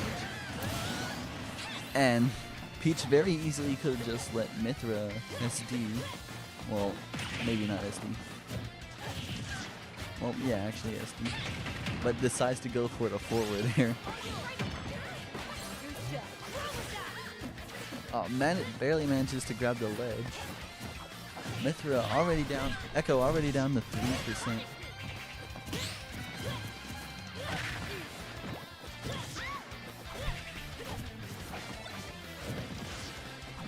Using those up specials for quick and easy combo enders and damage. Gets Pyra up to 100%. Gets Peach up to 100%. Switches to Pyra to finish off the stock. And dash attack will finish off their first stock. Both are at 2 stocks. Oh no.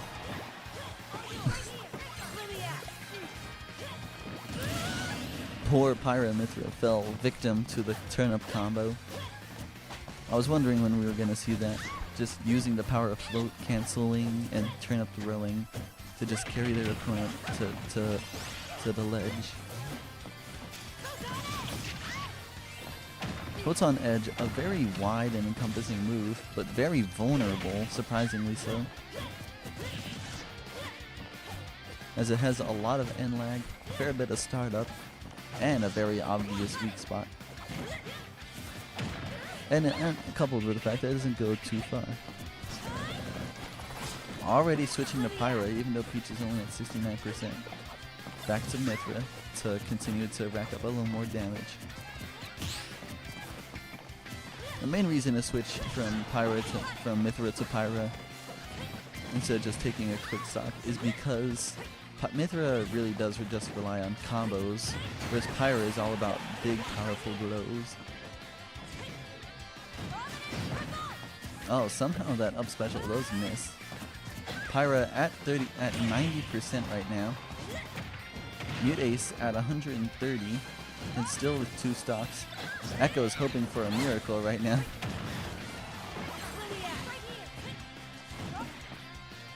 Echo really is hoping for a miracle right now. Gets hit with an area. Manages to use a back air to send Peach flying. Doesn't kill Mute Ace quite yet. Mute Ace is still able to recover. An up air will take the second stop. Echo could turn things around.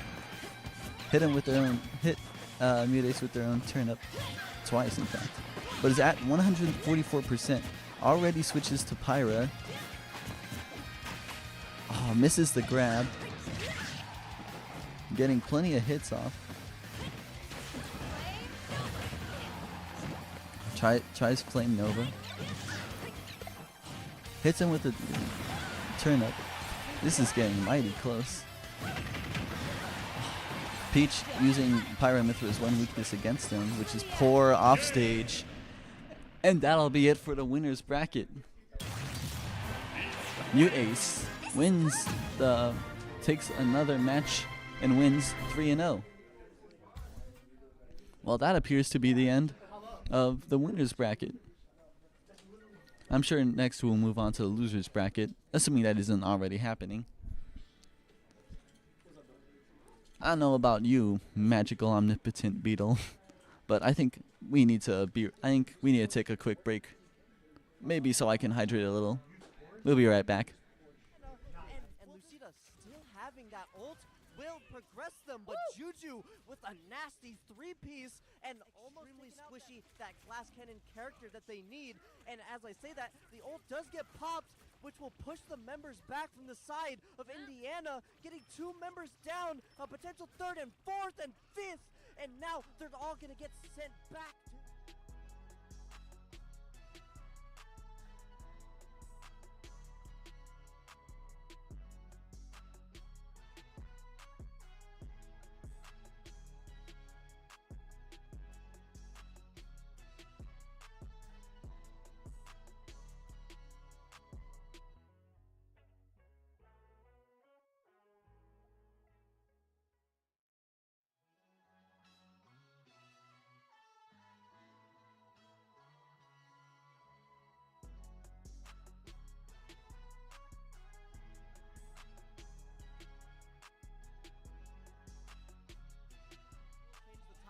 And as I mentioned that, it does get popped on top of that Penny ult to really want them to secure the round. But we're going to be seeing a nasty 3K from the side of Tamusa. But we're going to be seeing the Atom ult, which will res some members, but it won't even matter because it's combined with the efforts of Juju's being taken out here. And the Mag ult potentially being used gets slammed. 2 members of the side of Indiana, and Lucida still having that ult will progress them, but Juju with a nasty 3-piece and almost extremely squishy that glass cannon.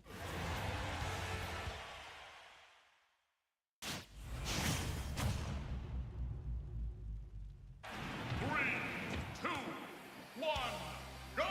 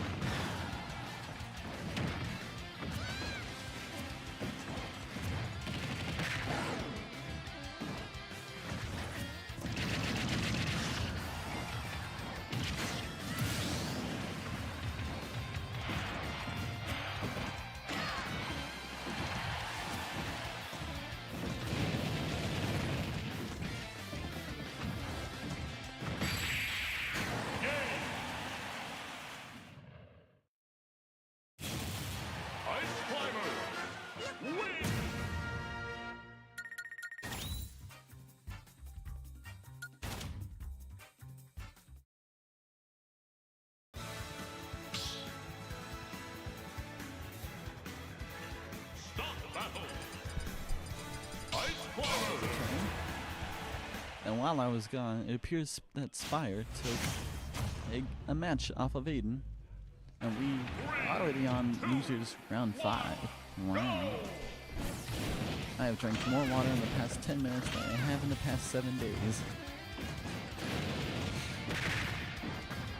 Maybe I should drink that more often.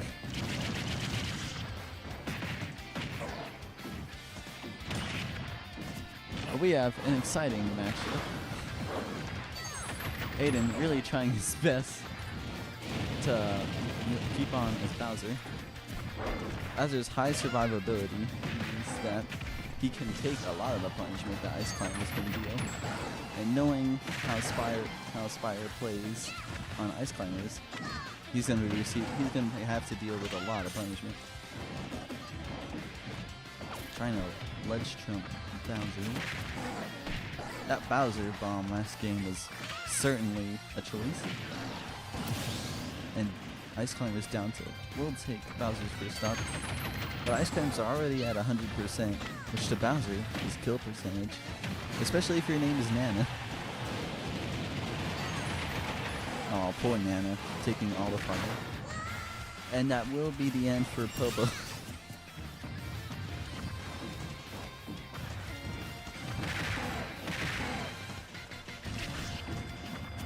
Both players are already at 2 stocks now.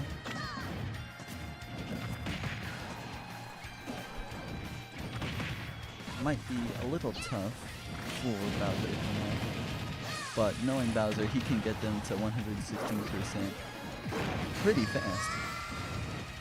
I mean, just for an example, he already sent the Ice Climbers flying with just an up smash. So now all of a sudden, Aiden is now ahead,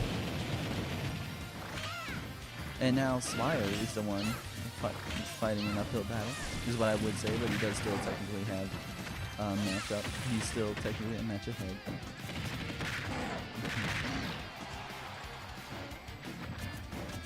Bowser having a little bit of trouble dealing with both of the climbers. They show him their spray, and then he shows him his spray. Bowser at 160%. Certainly is taking out their punishment. Manages to down air out of that somehow. Oh, but does get hit by a forward air.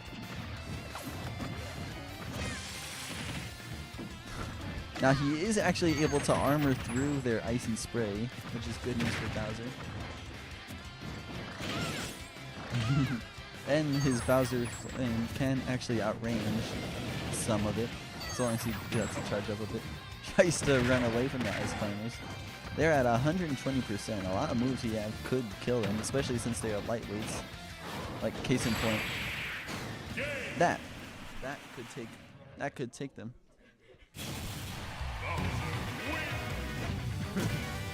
And all of a sudden, just Aiden is 1-to-1 with Spire. So now for a final match in round 5 on PS2, Pokemon Stadium 2. Uncouth Pokemon Stadium.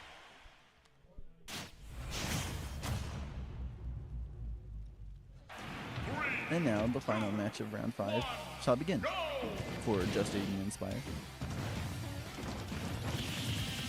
Already lands a grab.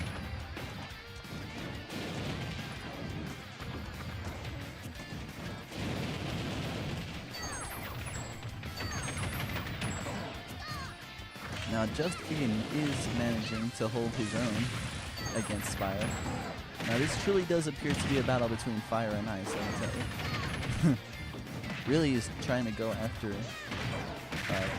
actually, now that I'm taking a look, it appears that the main climber is Nana, and the AI climber is Popo. And Aiden is easily able to take them out. Now, lightweights against heavyweights is always an interesting matchup, because heavyweights are known for their strength, which lightweights are usually very light, as in their name. And so they are not able to take a lot of damage before they can get sent flying. Just for a perspective, Jigglypuff is a lightweight, And Jigglypuff probably can't take a fully charged Bowser F Smash at 50%. Which is already a tough ask for a lot of characters. But for Jigglypuff, actually scratch that, it's 30% now. Jigglypuff can't deal with a fully charged Bowser F Smash at 30%. Which only some characters like Marth can compare to. But however, lightweights usually have an easy time, combo characters like Pikachu, and can usually have a very easy time comboing characters like Bowser, who are big and heavy and very easy to combo in rapid percentage. And solo Nana Gaming does manage to take out one of Bowser's stocks. But now they're being taken for a ride. Dropping in on their helmet. Oh, and that'll probably be it for Nana. Yep. And now Ice Climbers are down to their last stop.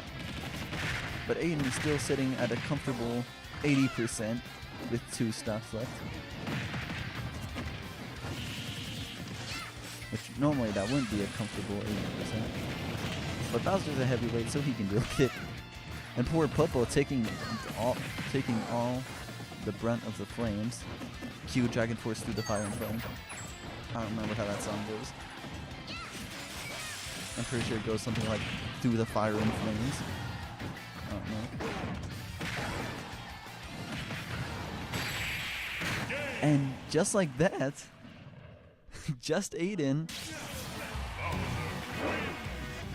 There's a very noticeable reaction. There's a very noticeable reaction coming from the esports lab right now. But just Aiden causing a very big upset by winning against Spire in 2-1. So in case you don't know, Spire is something of a legend around these parts, to put it mildly. And so it was quite a big upset coming from the esports lab to see him lose to Just Aiden. Not that Just Aiden is bad, as we just seen. He seems to be quite a good player. But now we are moving on to the next round in the losers bracket.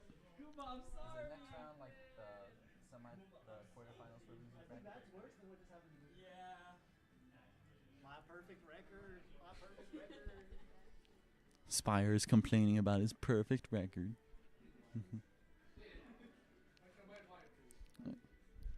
So I was not expecting such surprises to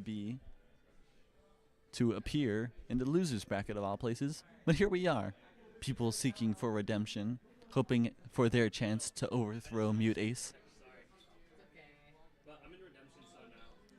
Hoping for their chance to overthrow the current champion, Mute Ace. Redemption is possible if you play Smash Bros.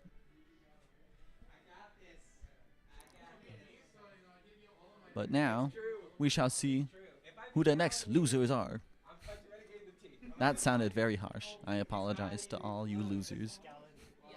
I'm not sorry.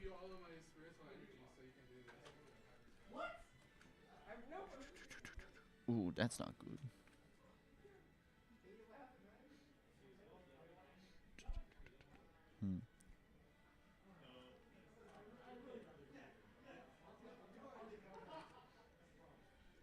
It's time for phone gaming. Woo. Just so you know, I am not the type to play Subway Surfers. Bam, bam.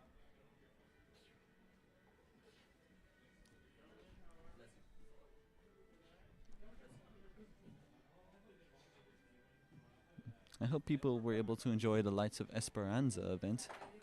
There's an event happening on campus called the Lights of Esperanza. I don't know how to say that without sounding white. But basically there was a massive dance party and free cocoa and some snacks. Pretty sure you had to buy most of it. But moving on, it appears that next is our losers quarterfinals, in which we will have, oh, would you look at that, Just Aiden against someone we saw earlier, Gallon.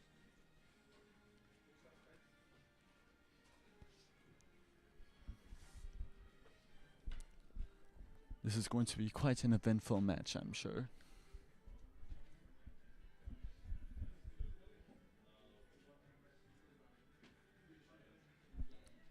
Although, and I would love to stick around for the conclusion, but there's a fair chance I'll have to leave before that. And there's no more matches to call on stream, so he's gotta wait. Sorry. Yeah. BRB. We'll be right back. We're gonna be seeing the Animals, and which will res some members, but it won't even matter because it's combined with the efforts of Juju's being taken out here, and the Mag ult potentially being used. Gets slams. Two members of the side of Indiana, and Lucida still having that ult will progress them, but Juju with a nasty three-piece and almost really squishy that glass cannon character that they need.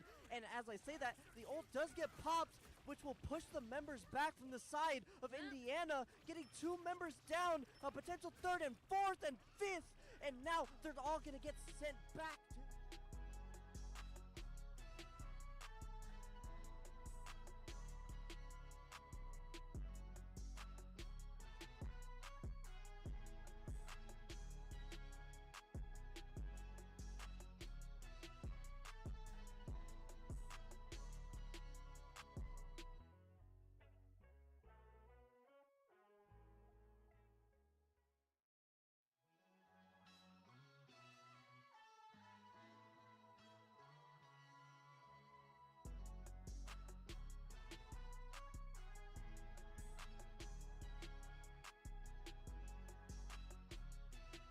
change the tide. And as I mentioned that, it does get popped on top of that Penny ult to really want them to secure the round. But we're going to be seeing a nasty 3K from the side of Tamusa. But we're going to be seeing the Animals, and which will res some members, but it won't even matter because it's combined with the efforts of Juju's being taken out here, and the Mag ult potentially being used. Get slams. Two members of the side of Indiana, and Lucida still having that ult will progress them, but Juju with a nasty three-piece and almost really squishy that glass cannon character that they need. And as I say that, the ult does get popped, which will push the members back from the side of Indiana, getting two members down, a potential third and fourth and fifth, and now they're all gonna get sent back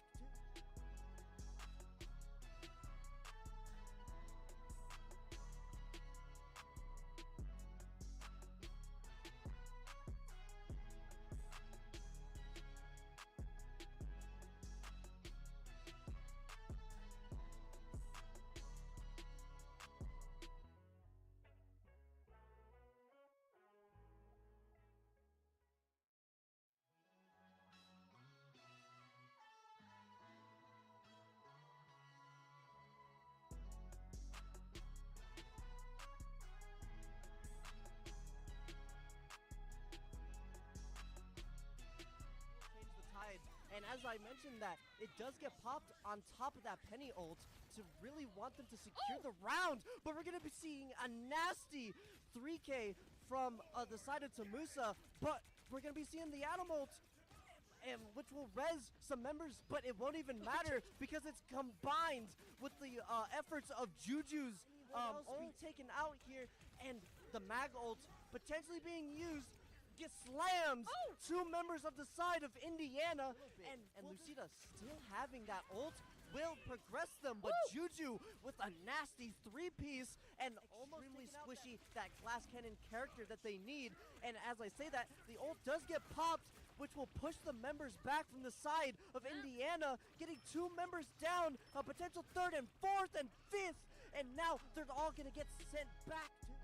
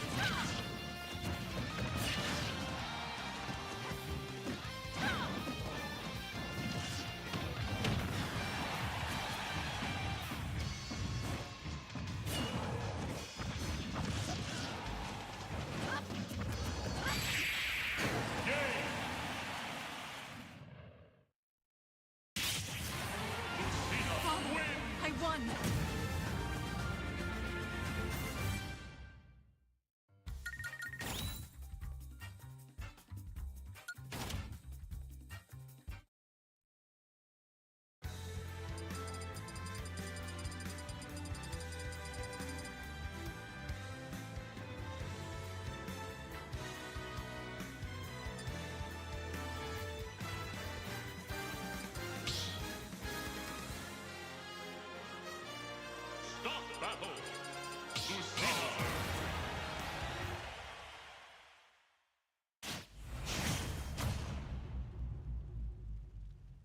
3, 2, 1, go! I won't.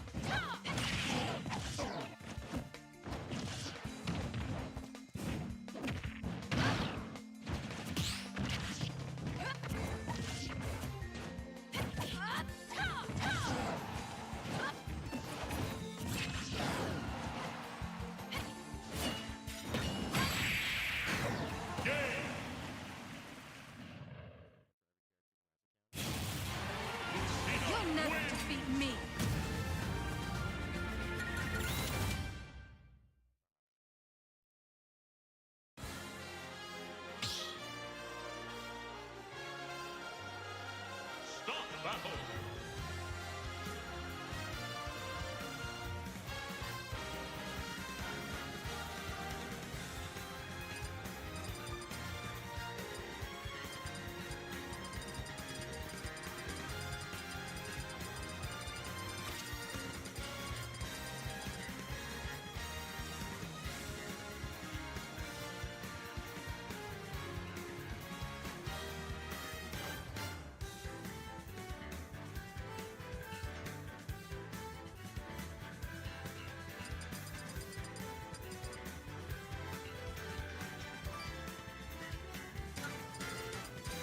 Lucina, Snake.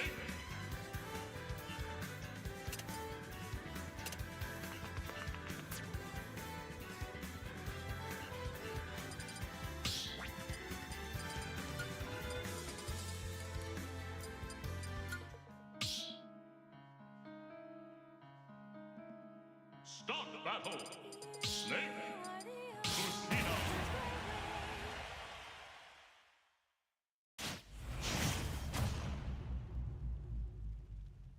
Three, two, one, go!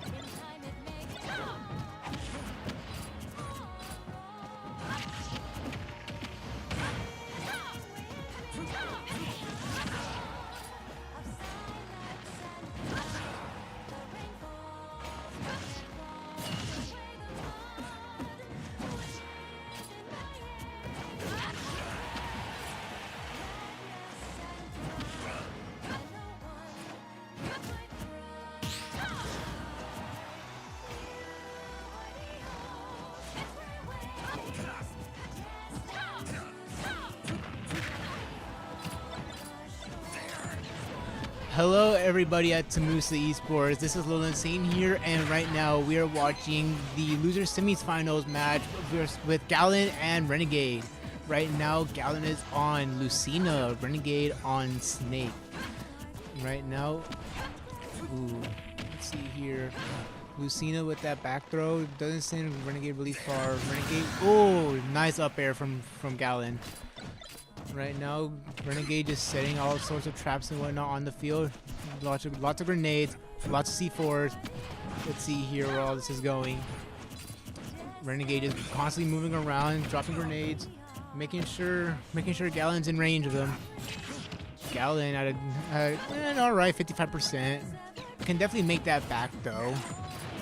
Let's see here how Renegade decides to play this. Right now, it's more or less just waiting patiently for somebody to make a move.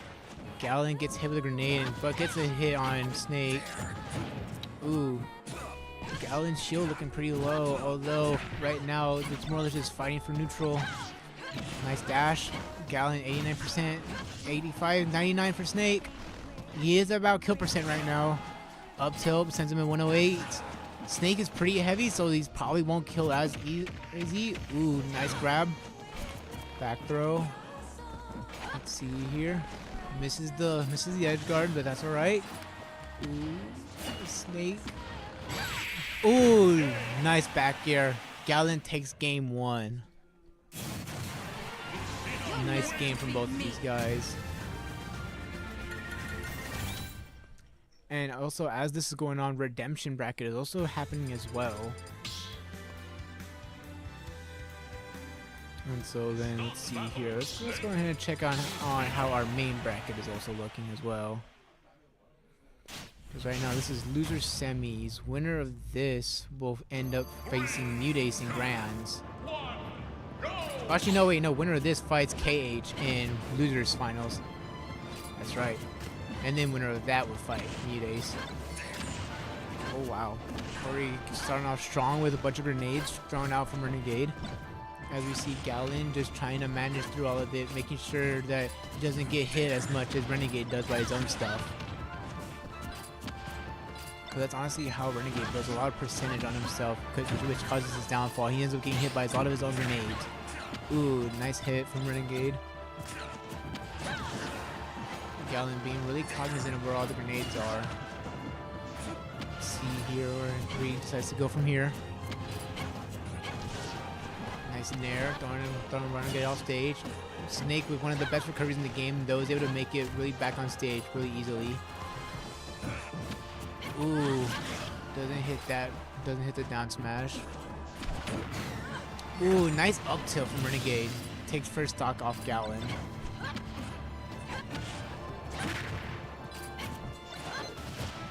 Ooh. Let's see here. Just chucking nades in. Laying down C4 all over the place. Galen just trying to find opportunities to kill. If that up B didn't hit, that probably would have killed. Oh no, it didn't.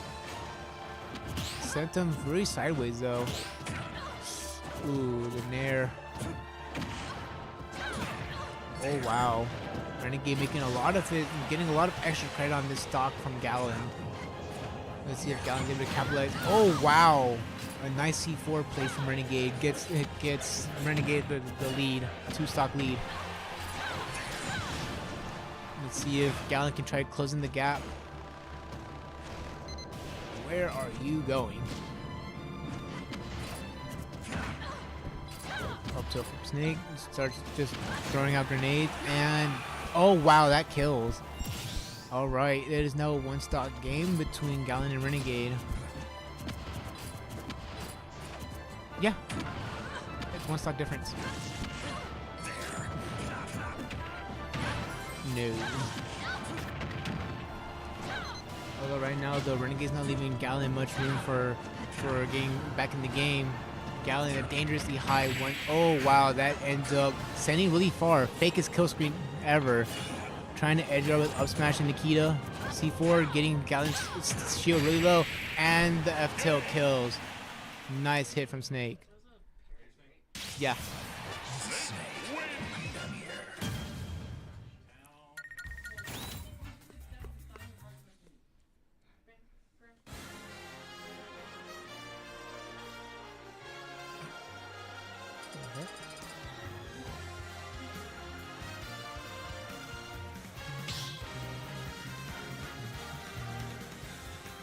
Stop battle.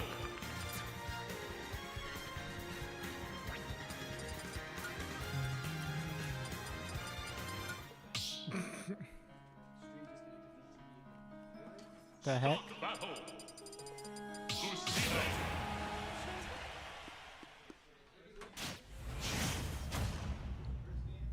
All right. Anyways, now we're on game 3, Galen and Renegade.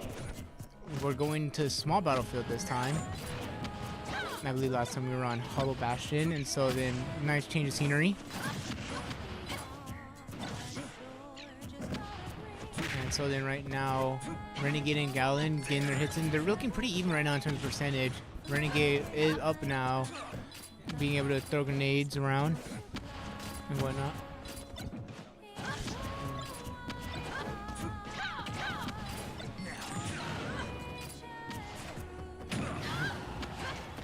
Oh yeah, here you go. And so then right now, let's see here, about 90% each for both of these guys. Renegade getting juggled juggled on stage. Can't necessarily seem to land, although is able to land now. Down tilt chases, up tilt, and the up tilt kills from Renegade. Now Renegade's setting up grenades. Nice down air. Just setting up a bunch of C4s and grenades. Doing snake things.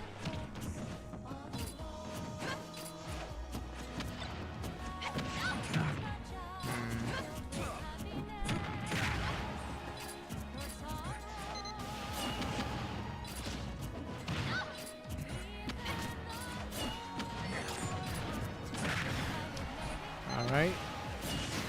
Oh wow, nice edge guard from Renegade with the Nikita. Getting Gallon down to his last stock. As we see Renegade chucking more and more grenades, as snakes tend to do. Gallon with the back air, sends Snake pretty far off stage. Is able to help, uses his grenade to help recover. Ooh.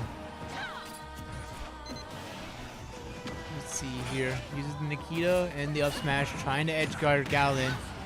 F tilt, unable to kill. Ooh, barely misses with the edge guard with the Nikita. And Gallon capitalizes off that with a nice back, with F smash. It's late. It's getting late, guys. Oh wow, nice explosion from Renegade, getting the lead in the set, 1-2. And Renegade on match point right now. Let's see where he's able to go from here.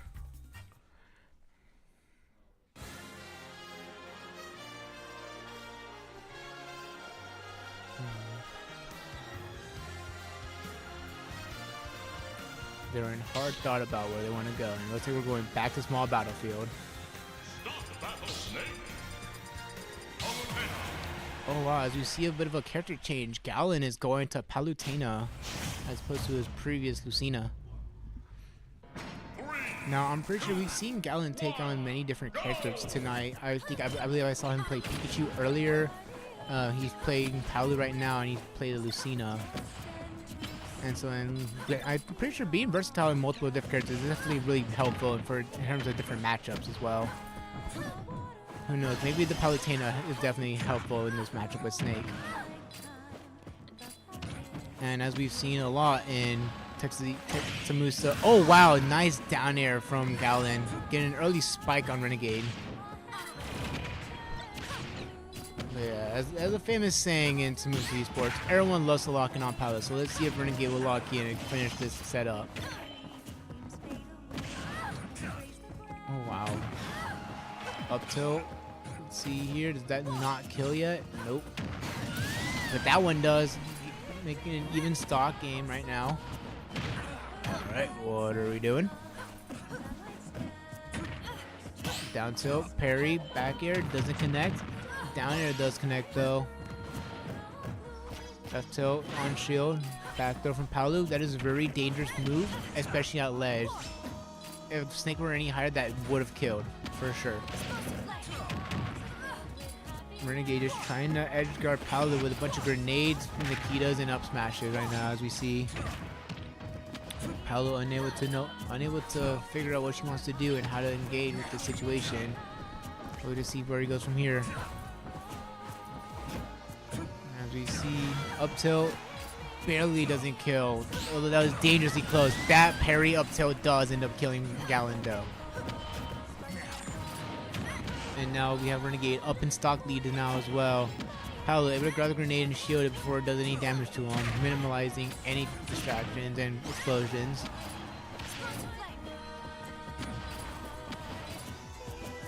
And now we've seen Renegade going back to just sitting in a corner and chucking nades. I mean, if Palu doesn't know how to engage, it's honestly not that bad of a strategy. Sometimes you just have to play a little lame, but that's all right. As we see, Palu does get that throw.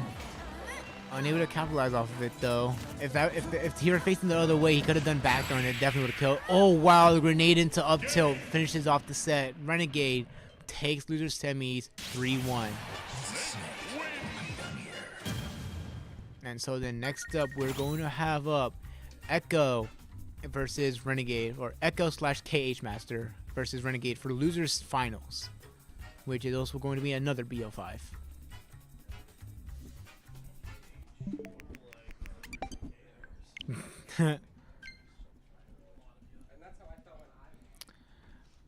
I don't know why, but I'm getting a little bit of nostalgia from this. This reminds me back of my first Tuesday Takedown, where this is exactly how what's called the bracket ended up going. It was Renegade and KH and losers going into New Days. If Renegade wins this, it'll be complete nostalgia.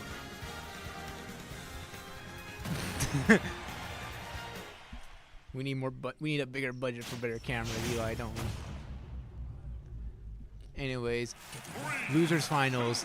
KH on its alt account Echo and Renegade. We've gentlemen's to PS2 it looks like. And it seems that KH is elected to start off with Mithra as his choice of Aegis. Which honestly isn't that bad of a choice.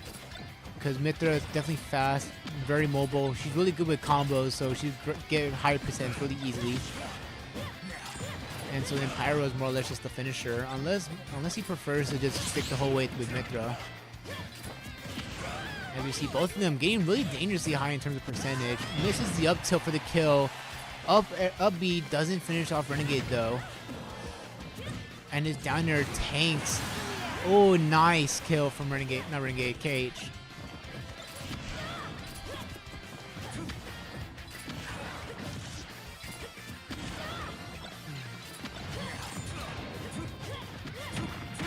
Ooh, nice spot dodge from Snake. And edge of Nikita, side B from Cage to get back on stage. Up tilt to confirm the kill. 43% extra credit. Nice job.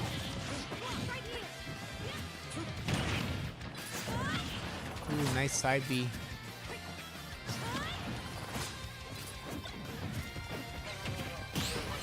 Oh, yippee.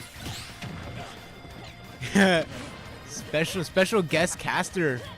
Dude, I'm not gonna lie, it low-key gets a little boring casting myself sometimes.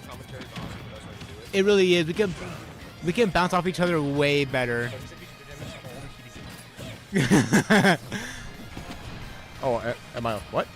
You're on mic. Yes. Yeah. Hi, I skipped there. I was just, I think dual commentary is honestly like. Dual commentary is way easier to do. You can bounce off each other, like. For real, and like it gives me a reason to be a lot more energetic, you know. Oh no, for sure. It's just like a fundamentally like I think. I mean, they do in sportscasting too. They usually have two people, so I think it's almost like they figured this out in advance, For real. But right now it looks like. I was Oh gonna say wow, even he got that was a stopped. nice down air from KH. That was pretty solid. I was gonna say he can still. Yeah, if Renegade gets a good grenade hit in, that definitely still makes One it up there, really one. even. Yep, there you go. Up tilt trade, I think that was. I couldn't tell. I think that was up air. One of the two. Up Yeah. something. It sent up. It So- went straight to the moon. Yep. And so now we see Renegade setting up with a little bit more grenade. Yeah, it's really hard to maneuver around that. I think It really is. PS2 is a little big. I don't know if like. I'm pretty sure Pyra cares about grenades, but Mithra is fast enough. I'm not sure. Yeah, And her buttons and- have enough, like low enough in lag where it's like, yeah, there we go, nair. And when in doubt, Mithra does have the foresight as well to just dodge grenade as well. Oh look, guys, we made another character with witch time. Aren't you happy? I know, right? Clean. Yeah. That Oh should wow! kill. Yes. Oh, Almost. It felt fakest like- kill screen ever. Nah, that's not fake. There That's you up go. That was a fresh up tilt. So you know about freshness bonus, right? Where you get the multiplier. For Yeah. The first time using. Yeah, I was gonna say. But it's each stock, and I'm like, oh, cool. Mm-hmm. It's almost like this reason I spam F tilt when they're like high percent. I just got respawned with Mac. Mm-hmm. That was clean. So it should be one up. Is that the first? Yeah, game? first This is- game. Fair enough. This is losers finals. It's hard to see. Yeah, it's losers finals right now. Renegade is up 1-0 on KH. Best of 5 though. Yeah, well, of course, yeah. It's top Mm-hmm. top 4, I assume, for here or something, since we have enough people. Yep. If not, like at least top. Yeah, top 4. Yeah. Losers finals. It's this and then Grands with mute. Yes, sir. I was gonna say whoever wins this has to play the wonderful Peach. I love being plus on shield. Says Peach Veins. I know, right? Oh wow, nice foresight right there from That was, KH. yeah, very clean punish too. 42% is nothing small. Snake is fat, but it doesn't matter because Pyro. Yep. And chase down. Oh, no, Oh, got that by was the a fair, nice hit. Kibuki like yes. I'm sorry, I didn't know Tweak was here. What the hell? I know, right? All right. And here we go. Some Let's basic see here. confirms. Edge guard. No, pop the grenade. That Oh, wow. almost could have been Back a throw. turnaround for Renegade. Yeah. Center off stage. Ooh, we do not tech those. Was that untechable? I don't know. No, it's right. If it's untechable, it's a giant red circle. Oh, yeah, I know. So he could I have think teched that. well, he teched off the bottom. I don't think he was expecting that angle. That's Oh, weird angle. All right. I could be wrong. He might have just actually used the tech, honestly. Oh, misses the spike Good though. DI, Bounces though. back on the Yeah, stage. he had to get back to stage and just like, nope. I'll do it to you, not the other way around. I know. Rules for thee, not for me. I don't know. With Terry, I'm not too confident in my ability to spike people off stage. That's a risky move. If I don't hit it, I'm cooked. Well, I mean, you have confirms into it. Like, you have setups with Nair. Yeah, I'm And aware of dare off those. I gotta stage, get something better like at those. I mean, I think you can worry about neutral first before, like, edge. I know. 'Cause that's like, that's once you get advantage state. Like Hey, this, like, right here. Mhm. Mr. KH has advantage state, comboing, controlling. I mean, hey, I took a game off. I took a game off Psychoma's Palu. Understand. Give me a little bit of credit. Understand. Everyone loves it on Palu. Paul is one of those characters that, despite technically following a tier list since the beginning of the game, like, just really overtuned. Really. Ooh, nice down air into I believe that was up air. Confirm, yeah. The good Yeah. confirm with Pyra. And now we're just gonna rack up damage with 3 stock lead is I know, that's actually insane for Cage. this is the part where like Cage wants him to use grenades too much and he just gets jealous. Yeah. Ooh, nice edge grab with Nikita. I don't think her Switch has as many iframes, not like a Pokemon trainer. I think there are some. I don't know how much. Yeah, it's definitely not a lot compared to PT for sure. Although, yeah, we see the Side B to switch cover over the to and then, Pyro. I wanted to see Back the. over to I mid think my throw. dash attack can try to call out with C4 launch. He's just gonna rate and hold it there. I respect that. Toss the grenade, yes sir. Yep. I feel like that was an early cipher. That was a Probably. greedy cipher. Ooh. But there it goes. Stepping on the beach. Yep. Stepping on the beach again. No, spot dodge called to grab. Okay. Ooh, doesn't kill, unfortunately. Next one. Yep, there we go. Speak of the devil. Cage takes game 2. Renegade 1, Cage 1. That was clean back and forth, honestly. Like, yeah, it's one of those things like Snake's only real weakness is arguably his disadvantage state because he's so slow through the air. But like, Yeah. Cypher, that's why you feel like you have to go high. But genuinely speaking, I think like neutral-wise, it's probably still on Mithra Pyre's favor slightly just because of how fast Mithra is and her frame data. Yeah. But oh boy, Snake grenades and C4 and he Explosions. I know Snake's preferred Nikita for edge guarding because like it has more range. But oh boy, does up smash like you have so little energy. I You- know. You just spam that at 2 frames if they're eventually gonna. If it whiffs, it's like okay, whatever, right? And correct me if I'm wrong, doesn't his F smash also 2 frame as well? I don't know about up smash, but I feel that's actually risky because of how slow and laggy it is. Yeah. But up smash, for once the real. mortar's at the top and it starts falling, you just get to do whatever you want. Pretty And much, if they yeah. neutral get up and shield, it's like 10 frames of shield advantage for you. So like you might not be able to do something, like you might not be able to confirm off like a grab or anything, but like you can set up grenades, you can set up whatever you want. Pretty much. That's really all Snake wants. Oh wow, we see some Mithra juggles Yeah, dang really high up. quick, 80%, yeah. Switch to, I guess that makes sense. Pyro wants to heal. Give it Yeah. back here or yeah, like that. Dare Nice to. hit, yep. Dare to up air. You just need one more up there. Or there, I think. We're missing. Yeah, there we go. Forward throw with the edge Throw. guard. Maybe oh, misses the spike Ooh, good. because of Yeah, that was an Cypher. early air dodge. Yeah, very clean on the Cypher air dodge. That's kind of hard to call because of how active it is. Well, this might be it. Nope. Nope. Barely. See if he's going Yeah, up no, I'm pretty sure the smash. Cypher will tank the what's called the hit anyways. Nice no. up smash though. I don't. Is it? I don't think it's heavy armor. I think it's percent based armor. I could be wrong. I don't know. Because I think I saw in one of the games that Cypher actually did tank down air from Pyro. I believe it was If yeah you hit first game. only the Cypher, not him, I think so. I think if you hit him, Yeah. I don't know what the actual like. I don't know if it's. I don't think it's super armor like Little Max Smash. I think it's heavy armor, but really high percent. I could be wrong. Someone's gonna correct me in chat. I'm not knowledgeable on Snake, specifically Cypher, because it's like, look, everything else Up about tilt, Cypher. Up, tilt, up air. Yep. Everything else about Snake is more important to worry about because his nooch, his advantage, his For control real. is really annoying, really strong. And even if he wants to, Snake can well just sit in the corner and just start chucking nades too if you don't know how to play around it. Well, even if you can, it's like he has 2 grenades, he has Ooh, C4. Yeah, that was a good call out. badass smash right there. I wonder if that's missing, but maybe he's trying to F tilt 1. Maybe. I don't know. I could be wrong. Maybe he really wanted the F smash there. I just wanted to call out for an early kill. He has a Yep. Oh, there we go. The foresight. Yep. I love we it. love DLC privilege. It's like, wow, guys, you remember witch time again? You're like, oh, that Ooh, was nice clean. down smash. Yeah, that was clean. Call out the landing. I will say that is something it's hard to get used to. I think for people who Up B out of shield. Gotta love it for all sorties. especially coming from other games where like usually like if you do a jumping attack and once you hit the ground you're able to move again. That's not the case. Smash is much like older fighting games where you have that like even if you do nothing while you jump, you have like a few frames where you just can't do anything. Yeah, So like calling out attacks with like a safe tilt or something to confirm. I feel like. Ooh, very clean. Nope, where's the forward smash? I think he was calling out a neutral get up. Maybe a jump from ledge. but probably, yeah. Interesting choices here from KH. As we see now, more or less just trying to bait something out, at least trying to. Oh, he doesn't even have to do anything. He's got the stock. Yeah, He just needs to avoid the. He's not avoiding grenades as I say that, but I that could know. be definitely up tilt. There we go. He's just waiting for something. Up air. I think if he's a little more patient here, it's just hard to because you want the kill. Oh, But that's how wow. you die, I'm yeah, surprised then- that didn't kill.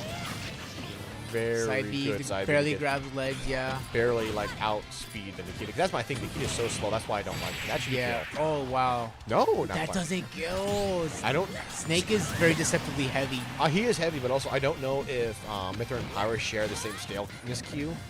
Maybe. I don't like. I don't know if it treats them as two separate characters or Actually, not. I think it does treat them as two separate characters. Then yeah, that's just Snake being heavy. I could be wrong. I don't know. These are things I don't know. Yeah. We don't, Because we like don't if they play share the these staleness people. queue, that would make sense. But it also would make sense if they don't because they're two different characters, which is bad I mean, like, balancing. the game does classify them as multiple times as multiple different characters. They even have their own separate win screens. Well, no, I'm saying like. Ooh, nice up tilt from Pyro. Yep, I'll take it 2-1 right now in KH's favor. That's Yep. my point, though. I don't know if it like because the staleness queue. I don't know how. I've never seen it because like the Nana and Pope are treated obviously as two separate characters. Yeah. But that also means like, you know. They have their own HP stat, they have their own damage stat, they also stale at the same time or different times. That's what I'm saying. That's just like that's really strong. That seems like an oversight to not have them both like count towards the same staling queue. Yeah. Or maybe that was intentional. I don't know. Maybe they don't think about staleness queue anymore being a thing, given we how. got ourselves a little stage change here. We're going to Hollow Bastion for KH's match point game. I was gonna say he just likes the music, and I don't blame him.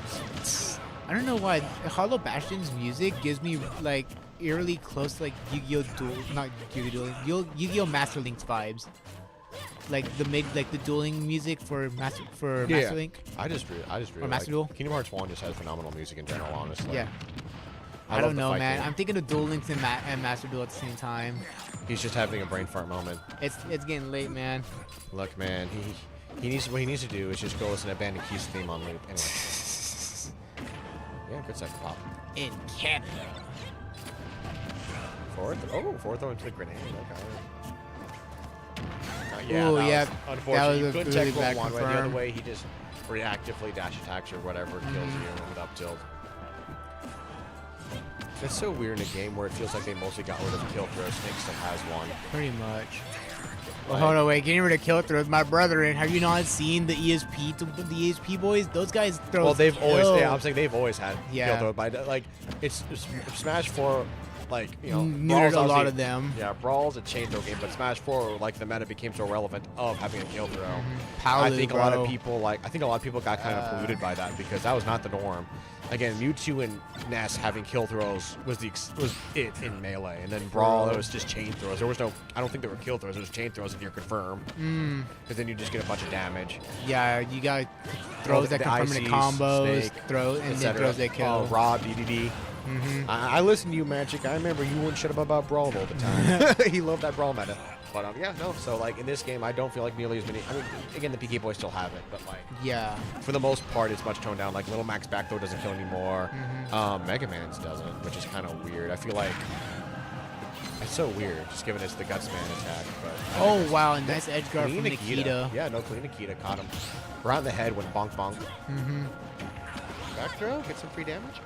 Ooh, he tried to call out. Yeah. Ooh. You know what I will say?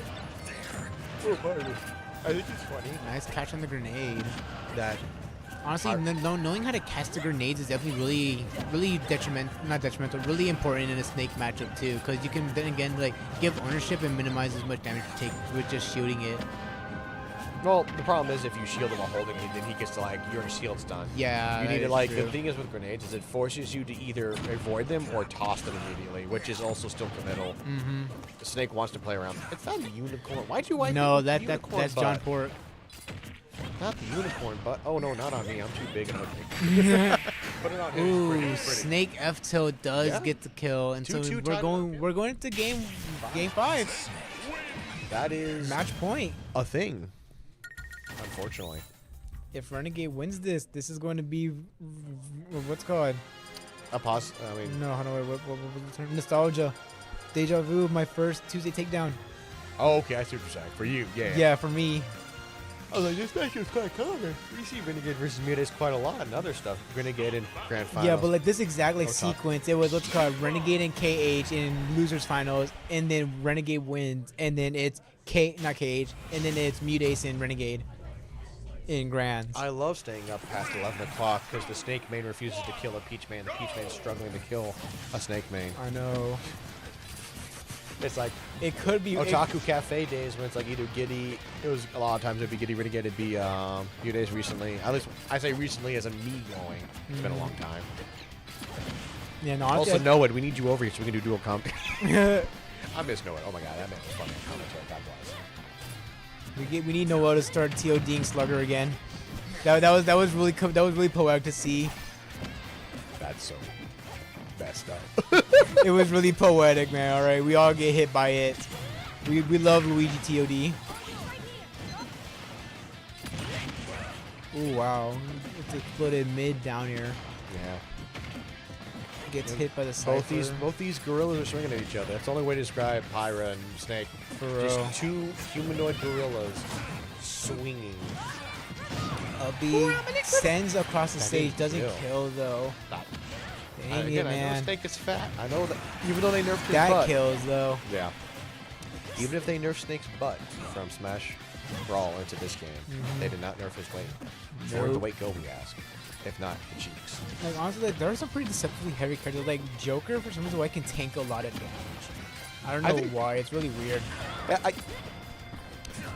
Weight outside of the super heavyweights and the super lightweights like Pichu and of course Jiggly does not feel as.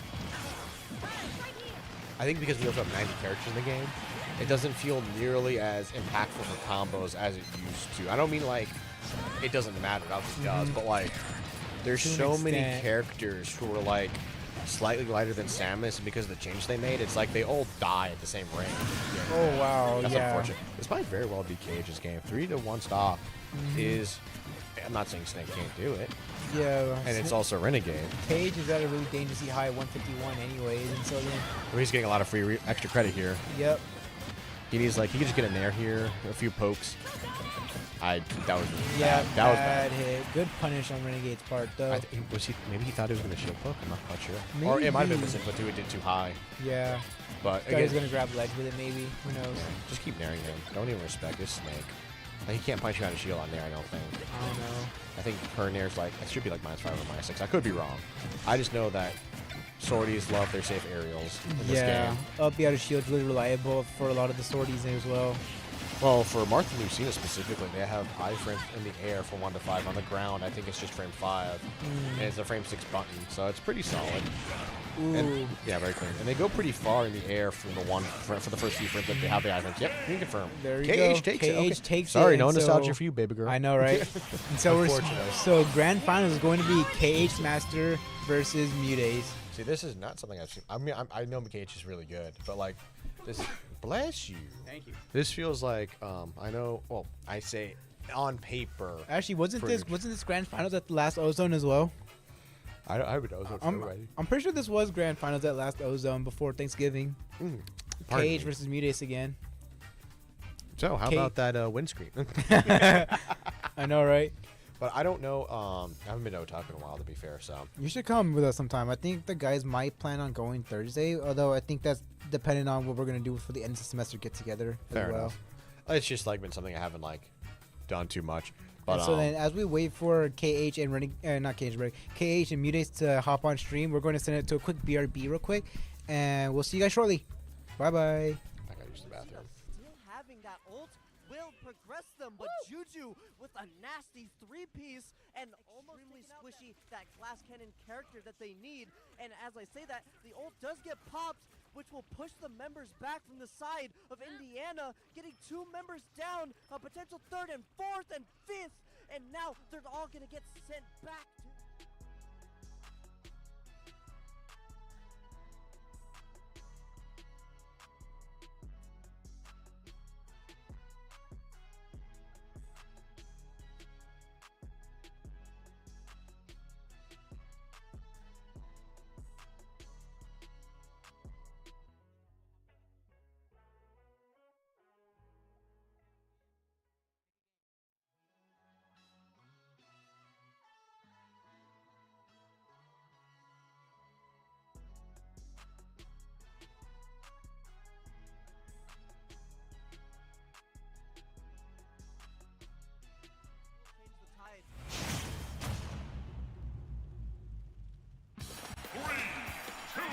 right, welcome to Grand Finals, everybody.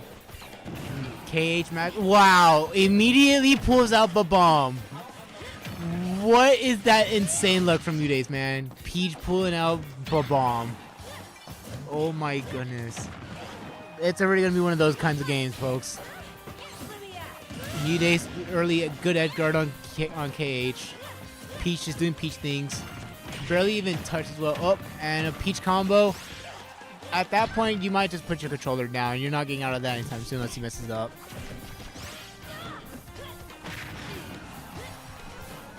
Let's see here, down tilt, neutral B for some reason. Let's see. Does do Nair though. Peach short hopping. Actually, that flow cancel bear, I think? Maybe. Neutral B, 76% on Peach. Oh wow, pressures Peach with the coming back of her sword. A nice hit.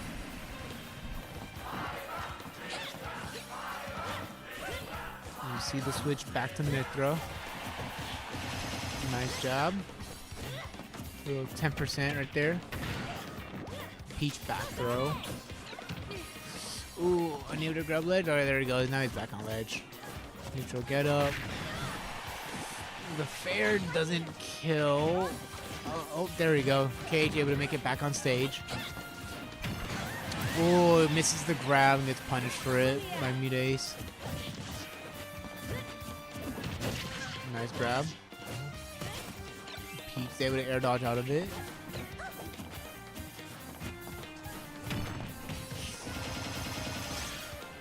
Another jab from Mithra. Let's see here where we're going from here. Ooh, nice down air from Mithra. Not Mithra, Pyro.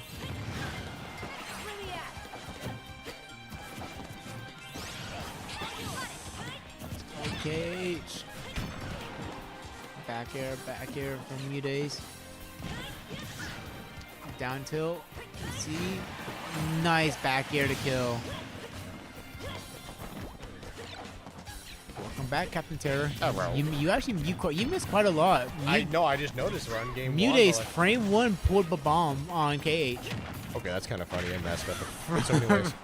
Yeah, as I was saying earlier before we went to the break, on paper, like all the Mario characters kind of, I say kind of, quote unquote, struggle with the swordies. Got edge guarded. If Peach closes the gap, it's like, I don't know if she does like a lot of float cancel, Nair and Bear stuff. Yeah. I don't think that anyone really has an answer to that because Nair, if done properly, is technically plus. Yeah, That's like I noticed earlier that Mute Ace was edge guarding KH with a what's Oh, yeah, called the full edge cancel guarding, 'cause bear. Yeah.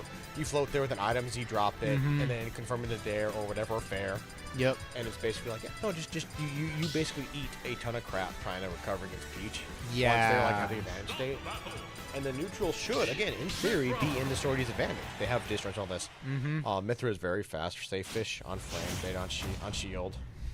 But again, Peach is neutral and control. If he floats out of range and stuff too, she's slow, quote unquote, but she's very mobile. And like once if you get stuck in a Peach combo, like and it's a really good combo, you might as well put your control down and we just wait for it to end. Like there's not necessarily enough SEI in the world you can get out of it from. Yeah, It's like 90% of the time it's true. there's only one character who has a frame one invincible move in the air, and he's not going to use that move out of Peach stuff because then like she barely gets put in hits done and she kills anyone. So Who?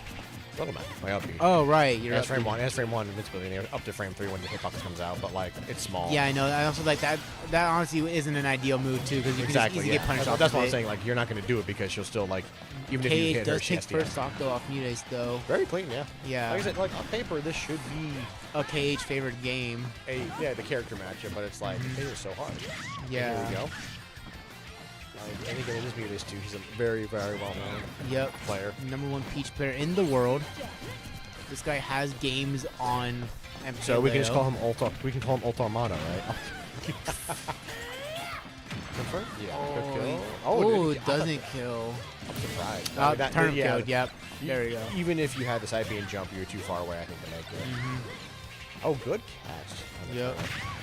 making I sure see. Peach is unable to make use of the turnip. Oh, And here Peach we- Yep. Peach combo without turnip, and that was still like roadie as all. Yeah, that was a good like what That was- 60, 70%. That was gross. Give That or was the take. definition of gross, yeah. Again, that's my point. Is like her combos with float cancel and shield frame data makes it to where this matchup is hard. Yeah, for real. Peach is a really tricky character to move around with as well. Or like maneuver around Peach and all her gimmicks and whatnot. That was Cage a does take the clean lead confirm, though, yeah. Again, like he does have. Again, it should be an advantage. It's just a player versus thing. I imagine. Ooh, nice hit. I don't Ooh, wow. disimagine, given how popular Aegis was, that Udace doesn't have experience in this matchup. Yeah, like I've even seen players such as MKO, he does have an Aegis in his pocket as well, as opposed to just the Joker and Byleth that I'm more or less familiar with. Yeah, so I'm not sure, like,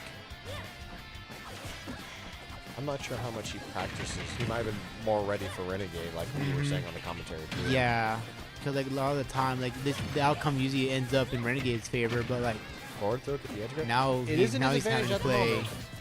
Punish? Oh, no. facing the wrong way. Maybe trying to do down smash got forward smash due to like the angle input. Probably. But Edgeguard's back on the ledge. is bad though because he gets hit. Yeah. Oh, good fair. I think Call out. that might be. No. Oh no, he's able to got make it in back deep on enough to stage. get past the turn up. The turn up was a little too shallow or a little too out. Yeah. Yeah. Oh yeah, that's gonna hurt. That was a risky call out, but he did it, which is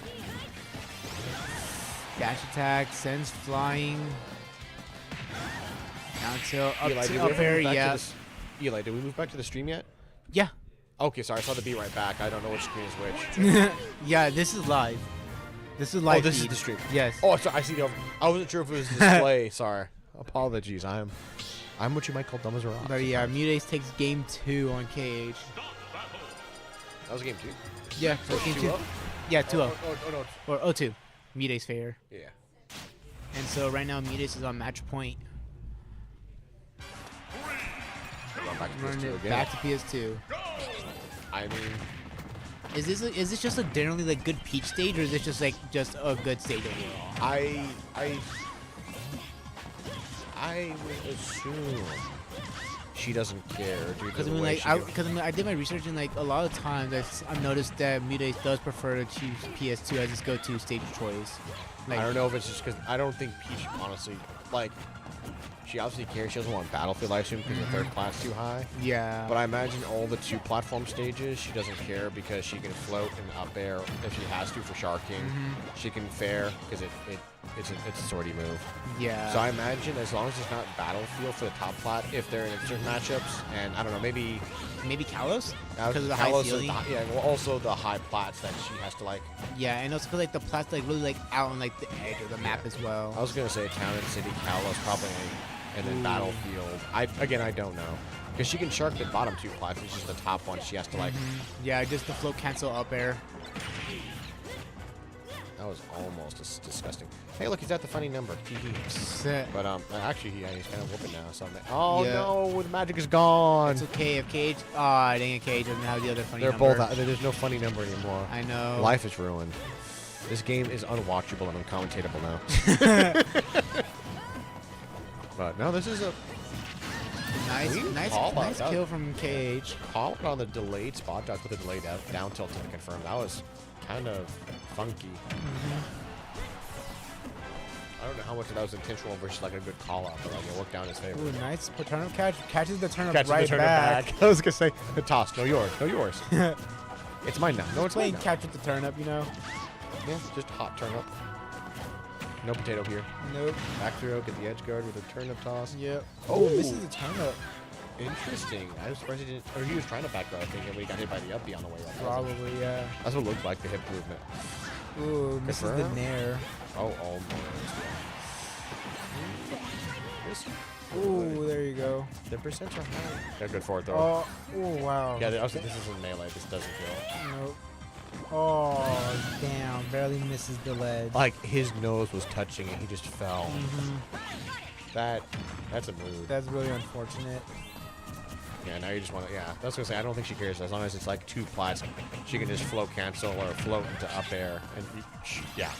It's decently wide enough too. It's just a good sharking attack. Look at, yeah.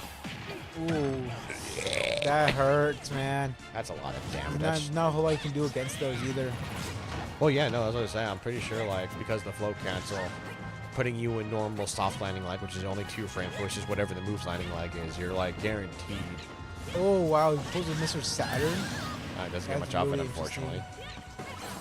Yeah. Again, like, if you're not shielding, Pretty Saturn much. doesn't do it. Yeah, it's just one of those weird. It's a really niche thing that, like, it could be useful, but, like, in this situation, like, Because it's turnip, not. yeah, I was gonna say turnip pulls so like, what's the word? Turnip is more valuable. Choreographed. Yeah. It's so obvious.